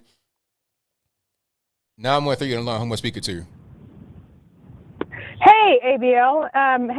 Well, I'm not going to say my name because of what I'm going to talk about, but I'm a mail carrier in a Midwest state. And I was wondering if you had seen anything regarding the U.S. Postal Service's covert program that monitors social media posts of Americans for inflammatory content called ICOP. The law enforcement arm of the post office, I guess, is having people monitor social media posts for planned protests and such. Had you heard anything about that? I've seen like a headline about it, but I've not really looked into it. I haven't looked too. I mean, I just read a couple articles, but it's just, the post office is always saying that they're broke and, they're struggling and, of course, the government's having to bail them out all the time. But yet that they can have their employees, USPS employees that they call analysts, get on social media and go through Parler, Telegram, and Facebook is the ones that they're going through to monitor social media channels for any potential threats stemming from the scheduled protests and whatnot. And will disseminate intelligence updates as needed. It's crazy. It's like. So, I mean, my question is, why is it USPS doing that? Wouldn't that be like an NSA type thing? I don't really understand why the post office. Yeah. Yeah. It seems weird. Yeah, I think it's crazy. Yeah, that's really, really weird. I don't really get it. And like you said, they talk about how they broke all the time. And, out here where I live, I see them kind of struggling. They're carrying all these Amazon boxes and it's just kind of ridiculous. So it's like, if you got all this money for this little program that shouldn't even be under your jurisdiction anyway, it should be something that the NSA is doing. How do you have enough money to do this if you broke? It doesn't make any sense. So I'm gonna look into that a little bit further because it's pretty crazy. Yeah. Yeah, and just the whole fact that I think pretty much everyone that has half a brain knows that they utilize the post office for cheating with the mail-in ballots and everything, because several addresses get more than one ballot and as bogged down as a lot of us are, especially at that time of year when it's the beginning of the season for holiday and in fall we get a lot of catalogs and the holiday season is somewhat starting, and I mean, it gets really crazy, and we get really, really busy. And your subs don't have time to look at every name that goes in every house. They're just doing good. They'll get the address right, stick it in there, and get it cased up and go. And sometimes our subs are doing 2 routes a day because we are so shorthanded. Wow. And, and so it's pretty much well known that they utilize the post office for nefarious reasons. And then we find out that they're also using them to spy. It's like, I think that the whole thing about them being broke is ridiculous. Now obviously they waited this long to finally come out with their new vehicles. They didn't want to do it during the Trump era, so they put it off and put it off and put it off. And as in the meantime, all of our little LLVs are catching fire right and left. One of them caught fire in my office. Oh wow, really? Catching fire everywhere. Now They just catch fire. Now the LLV, that's the new vehicles you have to deliver the mail. Well, that just LLV stands for long life vehicle, and they have extended the long life. Oh, so they're not new. That's the problem. No, oh my God, they're like 40 years old. Right. Okay. But they were getting ready to get a whole new, they're already having, I think they've already picked out like the new one that they're getting ready to replace every one of them in the United States, which is, just I don't know if it goes into the $1 billion or if it's millions and millions of dollars. But they didn't want to award the contract when Trump was in office because he was all American made, and they were having vehicles tested that were not American made. And so I saw a picture of one that they have decided on, but I haven't got to read the article. I brought it home with me today, actually. I haven't got to read if it was like foreign made, but they waited to go ahead and mass produce them. Right. So that's just interesting. Anyway, I don't want to keep you that long. It's just frustrating to work at a place that is shady, to say the least. I hear you on that one for sure. Yeah, just to everyone out there, don't hate your mailman or your mail lady because, I think almost everyone in my office votes conservative, and we don't like what's going on. So, I just don't. I hate that it reflects bad on postal workers, but right. What are you going to do? Exactly. Anyway, I love your show. Congratulations to you and your wife on your marriage, and I will talk to you later. Well, thank you for the call. Definitely appreciate you. Bye-bye. All right, great call. Yeah, the post office, a lot of times, it just kind of brought down with parcels, with packages. That's a lot of what they do. The last mile. So Amazon, they'll send the package to the USPS, have them deliver it. A lot of times, that's or UPS. That's what they do. There's no Amazon. Well, there is Amazon delivery, but not really. Like, you're not going to see Amazon delivered to your house for the most part. You'll see like a FedEx plane or something like that, or Amazon truck maybe, but you're not going to see an Amazon vehicle for the most part. You do have some that do it, but isn't that kind of like subbed out to like independent people, like kind of like a Zoom, not a Zoom, probably like a Lyft or Uber type thing? I don't know, but I digress. Shout out to all the postal workers. You guys are good people. All right, let's go to the next one. Are you online? I'm speaking to 267. Hey, ABL. Hello. Yes, hi. All right, what's going on? Who am I speaking to? Hey, you're speaking to Ralph from Philadelphia. All right, what's going on? Hey, just calling to let you know that you do have a twin in the world.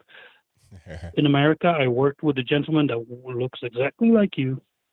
Great technician. But what I want to speak about is that the riders in USA are very lucky if this was, let's say, Eastern European police.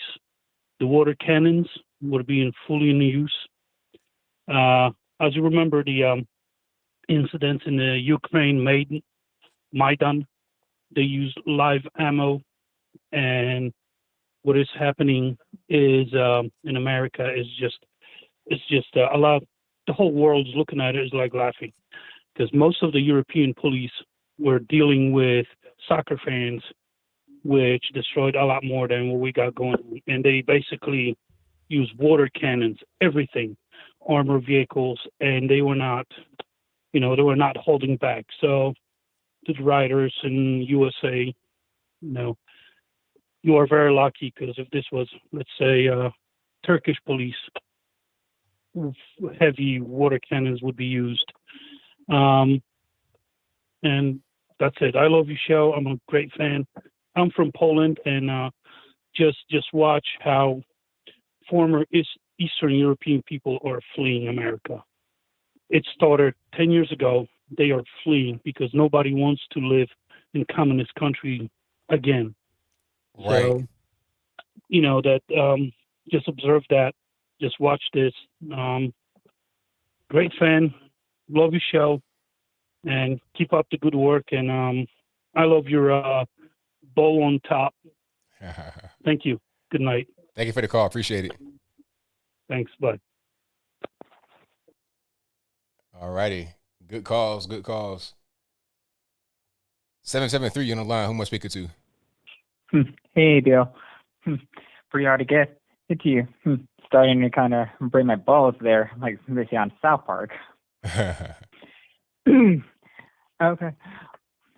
First off, ABL, have you double-checked the video they've been using for the knife attack? Because everybody from NBC and other outlets are saying that there was no knife, even though we clearly saw it. So they can spare me the crocodile tears. Oh, it was definitely a knife. We saw the knife, and we heard the knife fall to the ground. Like there's several angles of it was definitely a knife there. So I'm not really sure what kind of drugs they're on. Huh? There's a neighbor's video of it, but you can't really see much detail there.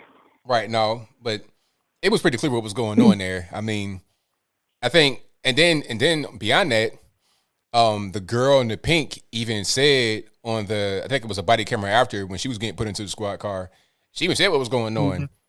So you got witnesses, you got everything that says what was happening. Mm-hmm.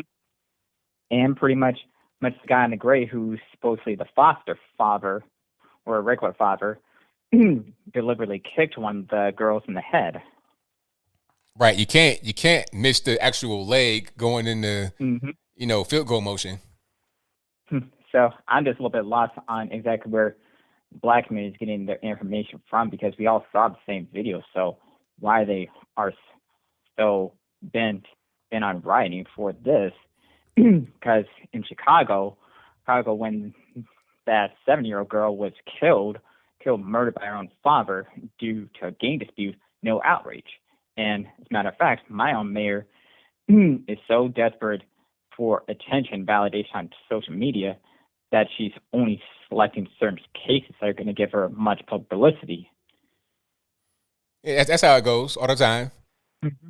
Cherry picking. Anyway, my question, because I've asked you this last week, and I'd like to see if you changed your mind on this one. Do you think that the black community is officially dead because of the trial and this nonstop violence attacks that they keep on promoting as the norm? And as a matter of fact, during the Floyd trial since day one, we already knew that the jury was tainted, but just recently we found out that several jury members were intimidated and worried for their lives, and majorly due to what Maxine Waters, aka Esther, had to say about threatening violence if they don't get their way.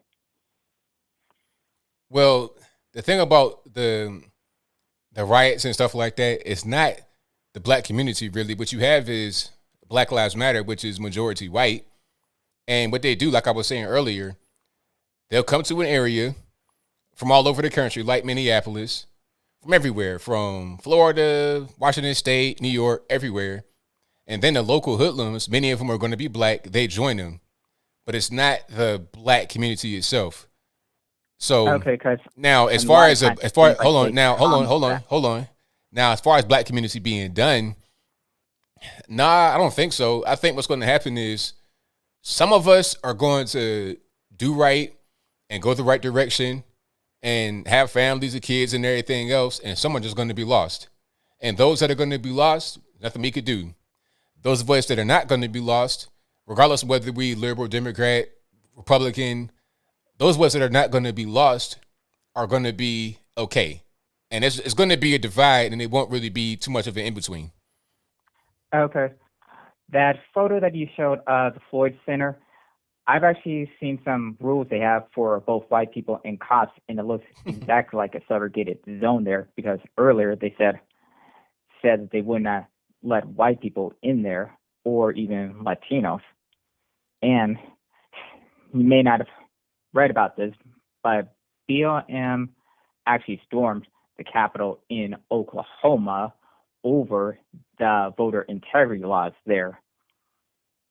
It was just passed recently. Yeah, of course. I mean, but it's fine for them to do it, I suppose. They could do whatever they want, and there's no big deal. But if there's anything that the right is accused of doing, then that's somehow, a really big issue that everybody must fall all over themselves to try and do something about.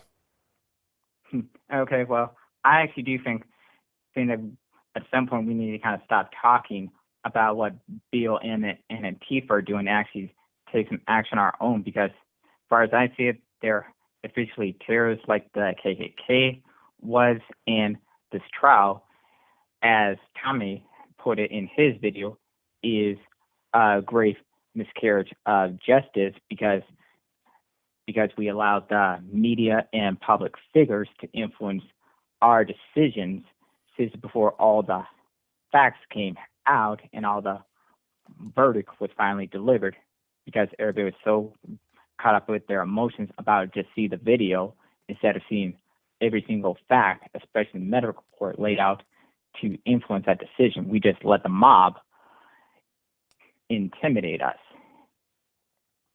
Yeah, we can't do that. We got to just, live our life and not be intimidated by these people and not have them try to dominate the conversation, because this is the extreme minority of people coming into our neighborhood. So we can't let that be the case. But thank you for the call, man. Definitely appreciate it. Okay. Appreciate you. All righty. Let's get to some more here. The number to call, 434-658-1220. Again, 434-658-1220. And let's go ahead and get it rocking. 724 in the line. Who am I speaking to? Hey, Bill, this is Zach. All right, Zach, what's going on? How's it going? Hey, man, you're way off on this Ohio shooting thing. I got to tell you. Come on, man. He should have shot that knife out her hand. You know that. Oh, yeah. Like, Call of Duty, perfect aim. Right.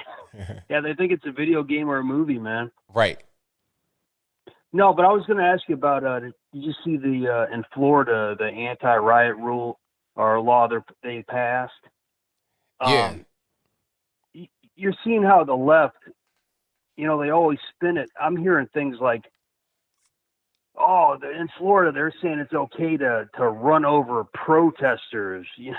That's insane. I mean, as far as I'm concerned, it's that has to do with, if you're stationary and then these so-called protesters, most likely rioters, are swarming your car, you can drive away. You're not going to be in prison for driving away, if they don't get out of the way and you hit them or, run over their foot or something, right. But all I'm hearing, talking to some lefty friends and stuff, the media that they listen to, they're portraying it as if you can just run over protesters and get away with it. Yeah, nah, you know what? There's a law like that, or a bill in Tennessee, where if you happen to run somebody over, but it wasn't your fault, like, all right, you driving down the street and then they blocking it and you couldn't avoid somebody and you hit them, you're not going to get charged with that. That's not the equivalent of you could just plow your car into a crowd of people intentionally and kill people. That's not the same thing. Okay, that's just not what it is. But these people are out here. Yeah, I mean, they're blocking the streets, blocking the roads, And a lot of times they're armed and they're just dangerous. So it's like, what do you do in that situation? You got to be able to get from point A to point B, and you can't be held, like you said, you can't be held prisoner by these people. Yeah, you're going to jail if you do something like that. There's no law that's going to protect you from just, plowing over people. Right. But you know how they spin everything. And another thing, I don't understand, they keep going with the narrative about police brutality and racism. What would be a good thing they could talk about? And I'm talking about the liberal media, which is probably 90% of mainstream media, right? Yeah. Can we start discussing putting it out there on the airwaves to stop resisting arrest, stop fighting cops? What is the correlation between almost every one of these cases? It's always things, right. It's always some kind of altercation that could have been avoided, some kind of resistance, something that the person that is so-called victimized did. It's never like a guy just minding his business, walking down the street, and then something happens. That's not what's going on. Yeah. It's almost like they want police officers to quit. I'm hearing that a lot of officers are quitting recently. Yeah, they're quitting, and so, a lot of them are going on extended leave because it's just like, what's the point? What am I doing here if I don't have the support of the community?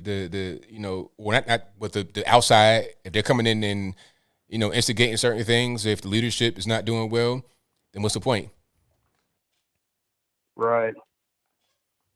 All right, man. Well, I just want to say those few things there, but I called in a couple times before and try to leave on a positive note, man.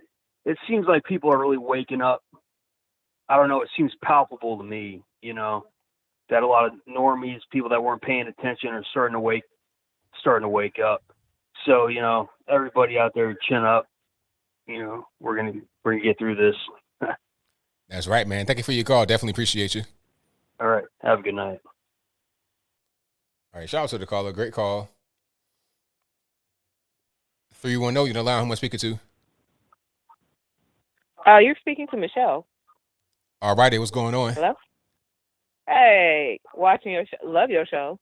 Thank you. First time I ever watched it. It's awesome. I called in because I heard a gentleman come on. I think he was from Chicago, speaking of Black Lives Matter.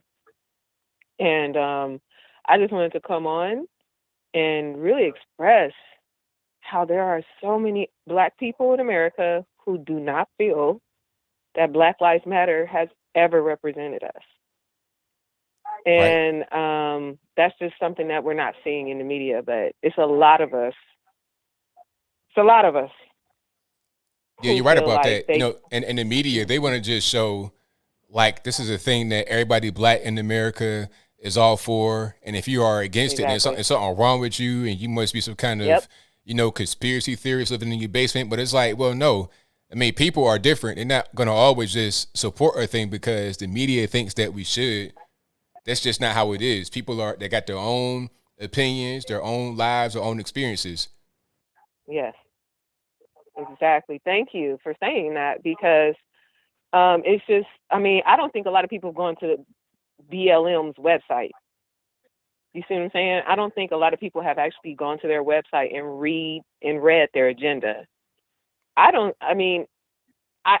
I think if more Black people read the agenda that's on their website, they would not agree with Black Lives Matter. Black Lives Matter became popular because they were benefiting off of the death of our people. And that's how I view it, and that's how a lot of Black people view it. You profited off of the murder of our children.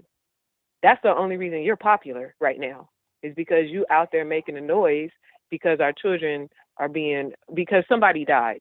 They're promoting a lot of incidences. I can't say all them incidences were police brutality. You know what I'm saying? Like some of them clearly, okay, that was out of pocket. And then some of them are questionable. So it's like you're throwing every police shooting into one bag, like they're all the same. And you're not looking at each situation for its individuality. You know, you're trying to plank this narrative that all police are murderers and they hate black people. And I just don't understand how that is helping the black community elevate and cultivate. I just don't get it. You know, there's so many things that we need to focus on. I don't see how Black Lives Matter is really doing that for us. What's helping us with creating financial literacy? How is Black Lives Matter helping us do that? How is Black Lives Matter ending the prison, the school to prison pipeline? How, you know what I'm saying? And so it's very discouraging when I see, you know, mainstream media promoting Black Lives Matter as if they are the Black Panther Party or as if they speak for all of us, you know. And I want your listeners to know that there are a lot of Black people out here who are working for the elevation of Black people, who are working for the elevation of us. And the elevation of us is just going to elevate the whole planet as far as I'm concerned. So I just want everyone to know that, you know, like, hey, we're not, and I think it's a misconception. So I think it's just important for everyone to know, hey, we don't all agree with Black Lives Matter. They've done some crazy stuff. There's some stuff that I think our ancestors, those people who fought Jim Crow, would turn over in their graves at some of the stuff that these Black Lives Matter people have done. It is really not, it really is not a good look. I mean, the tactics they use are tactics that they used in Nazi Germany. Some of these intimidation tactics, I mean, I studied this stuff. So I'm like, whoa, these are tactics that they used in Nazi Germany, dude. This isn't good. This isn't how we're getting ahead. This makes us look bad. So anyway, I enjoy your show and I'm subscribing to it now, but I just wanted to throw that out there and I appreciate you. Thank you very much. Thank you for the call. Definitely appreciate you. All right. Peace. That's a great call. That's right on it. That's right on. Like I was saying, like when you see the Black Lives Matter organization and you look at it, just look when the media shows like BLM out there marching, whatever. Just look at the crowd and see what you just observe it. It's gonna be majority white wherever you go, majority white, and you're gonna have some black folks, of course, that are gonna be in it, and some of the talking heads like on television that are black, they're gonna support it, of course. But look at when you actually go out there, who's with it. When they say stuff like defund the police and the Black Lives Matter march, and you go to the quote unquote hood, they're not gonna be conservative really voting. But if you ask them, hey, do you want the police to go away? They're gonna be like, no. I mean, if you talk to the gangbangers and the dope boys, they're gonna say, yeah, get the police out of here because we can go in and just do whatever we're gonna do. But the regular people, the normies, are not gonna say no police. That's just it's like the same thing with the whole ID. Remember the video that was on Fox, I think, from Ari? Shout out to him. And he went around at a mostly white college in California, and he was asking everybody, hey, how do you feel about voter ID? Is it racist to black folks? And they were like, yeah, because, you know, they can't find the DMV. They can't work the internet. Joe Biden said that on TV. Black folks can't use the internet. But then when he went to Harlem and asking black folks out there, hey, do you think that having the ID on you, requiring the ID to vote is racist? Nah. Do you have an ID? Yeah. Do you know where to get it? 125th Street. It's like, but the narrative that these organizations that purport themselves to be for the black person, what they put out there, and a few of these random weirdos that happen to be black on TV, and some of the gangbangers that joined the riots that happen to be black, the narrative they put out there is different than just the normie on the ground that's not even politically driven at all. Most people don't even know about politics. They're going to vote Democrat out of just routine and tradition, and because they've been told that voting Republican is wrong. Like, that's how I was when I was a kid. I didn't know anything about politics. I just knew that Democrat, they're good, Republican, they're bad. If you were to ask me why I felt that way, I wouldn't have an answer for you. And I was always, I considered myself to be pretty educated, and I knew what was going on, but I wasn't. I was ignorant on certain things. And a lot of people are adults walking around like that, not even knowing that they're ignorant. But that's a different story, and I digress. So yeah, that was a great call. But that'll be a wrap for me. If you couldn't get on, it's not my fault. Blame the white man for not being able to get on tonight. But you guys have been a great audience as always. I'll be back live again Wednesday night at 8 p.m. Eastern Time. And a little bit of promo right now. Follow me on all my social medias. Facebook, follow me there. I think that's for facebook.com/1776 Logan. Follow me on Instagram. I'm Anthony B. Logan over there. ANTHONY, the letter B, LOGAN. Instagram.com/Anthony B. Logan. Also, Twitter, same thing. Twitter.com/Anthony B. Logan. So I'm on Instagram, Twitter, Facebook, the YouTubes. Also, I got my website, AnthonyBLogan.com. I have all original articles on there that either I write or my wife writes. And we always have our links and everything in the description or after the actual article. Like after the video, it'll be a box with links in it. So don't just take my word for what I say. Look at my sources. I have stuff from CNN, stuff from Breitbart, stuff from Independent News, local, national, everywhere. So you're able to get all biased stuff, non-biased stuff, and make your own decision up that way. I always do that in every video, in every article. And what else? Oh, of course, ABLmerch.com.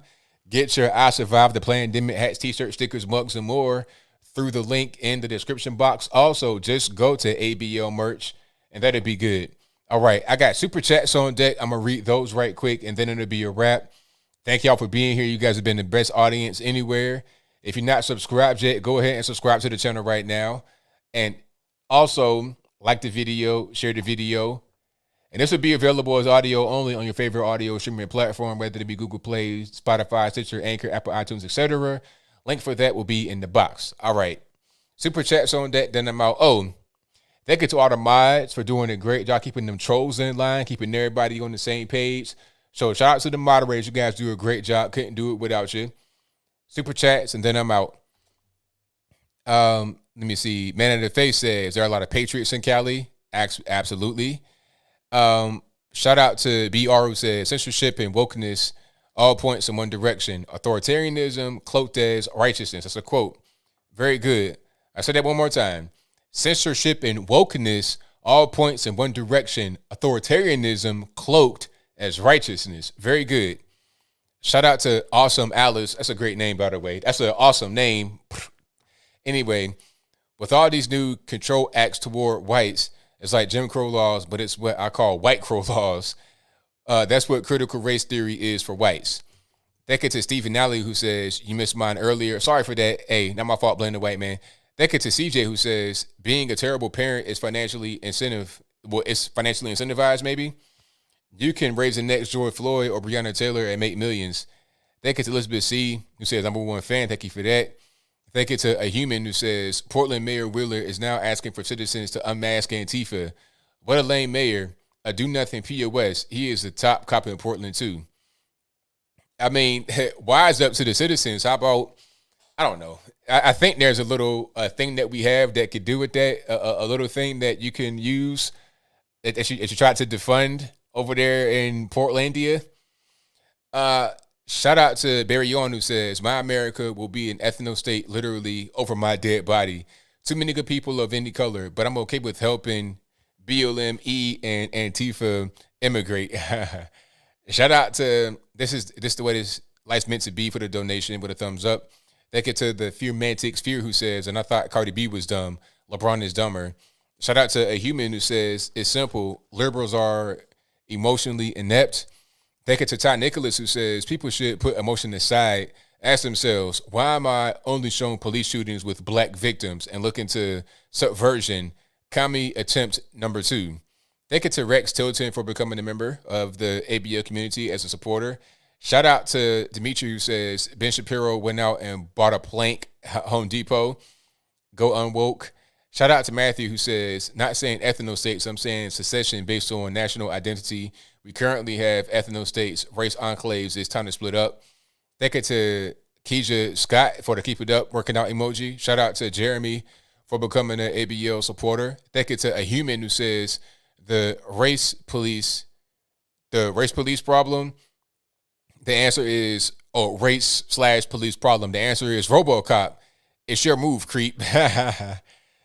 Judge Dredd, how about that? Let's get some Judge Dredds coming in. Why not?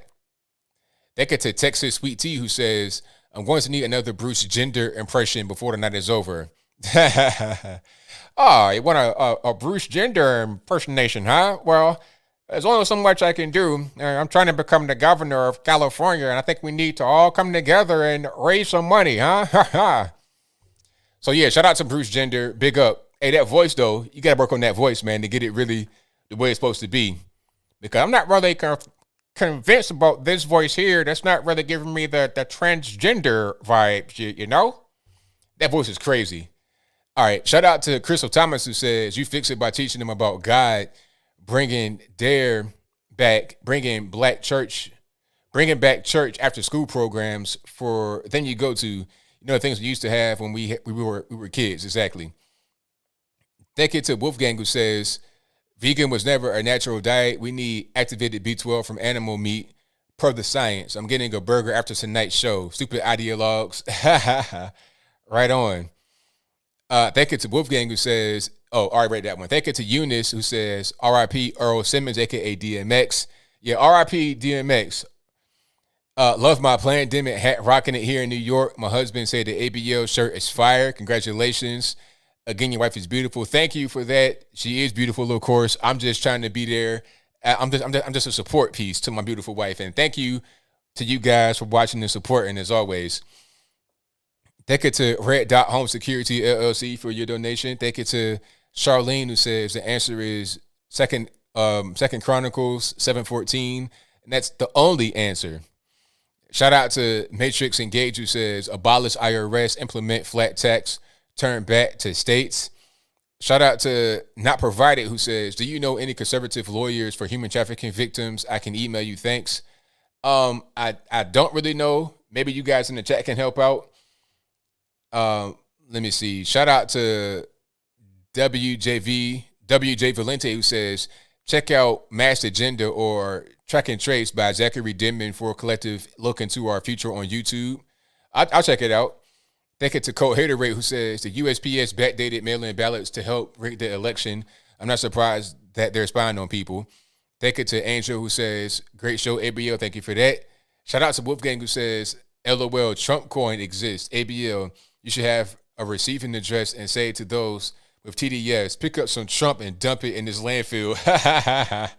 That's hilarious. Right on. Yeah, buy up all the Trump coins and just throw them away. Do that. That'll show them, won't it? All right.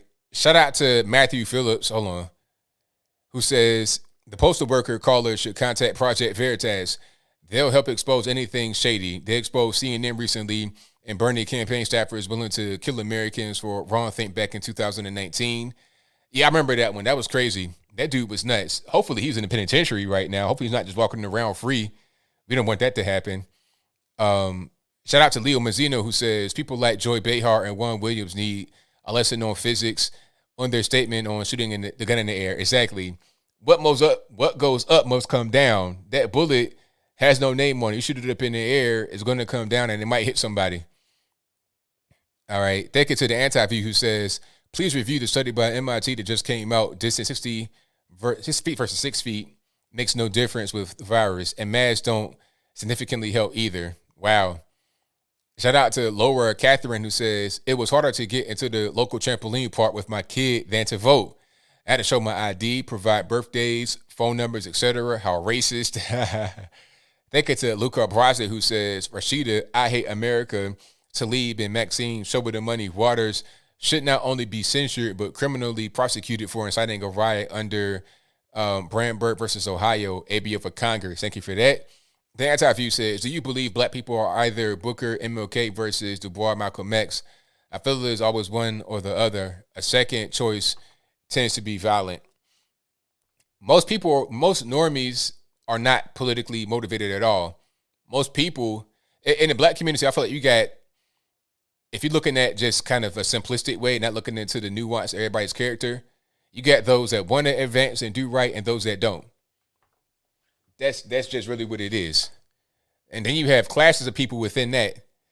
And then you have, within the people that are doing well, you have those that kind of get guilted into not doing well, if that makes sense. You got people that grew up in nice households, both for their parents and everything else, Colin Kaepernick, and then want to go out here and be SJW. You understand? But that's a different story, so I'll move on. Thank you to Kimmy, who says, I'm behind ABL, but you are awesome, and your wife is beautiful. Congrats. One officer is guilty for doing his job. Now this officer saved the girl's life and is threatened. God bless our police. Thank you. Thank you to Crystal, who says, you can start by bringing God back and dare in church after school programs so they have somewhere to go instead of the streets. And thank you to DM, who says, how is Whiteface okay? WC, the movie. I don't know what you're talking about there. I had to look into that right there. All right, hold on. Let me see. Did I get everybody? I believe I did. Thank y'all for being here yet again. That'll be a wrap for me. You guys are the best audience. I couldn't ask it better. I'll be back, like I said, live again on Wednesday at 8 p.m. Eastern time. And I put up videos pretty much every day if I got topics. If you guys have anything you want me to cover, anything that you got some comments or concerns or questions, the email's on the website. I do read comments quite a bit, so I see what you guys are suggesting or what anything I need to change or improve. I do see that. Last super chat right here, and then I gotta go. Keeping me all night. Thank you to Tech Key One, who says, I've been voting with my ID since the 90s in Georgia at the polls I've been going to. This voter controversy is some strange stuff. What's the problem? But you already know what time it is. They're trying to keep the door open for fraud if they must. I'm not saying they will fraud. I'm not saying they do fortify whatever they want to say the election. Well, they say they do fortify. But anyway, I'm not saying nothing. I'm just saying some want to keep that door open as an option. It's kind of like, it's like a little hammer right there, right next to the fire extinguisher. Break. It's an emergency. It's the same thing with this whole door open as far as not having an ID to vote. That's what's going on, in my opinion. But that'll be a wrap. So thank you for being here. And until next time, y'all be safe. I'm out. And peace.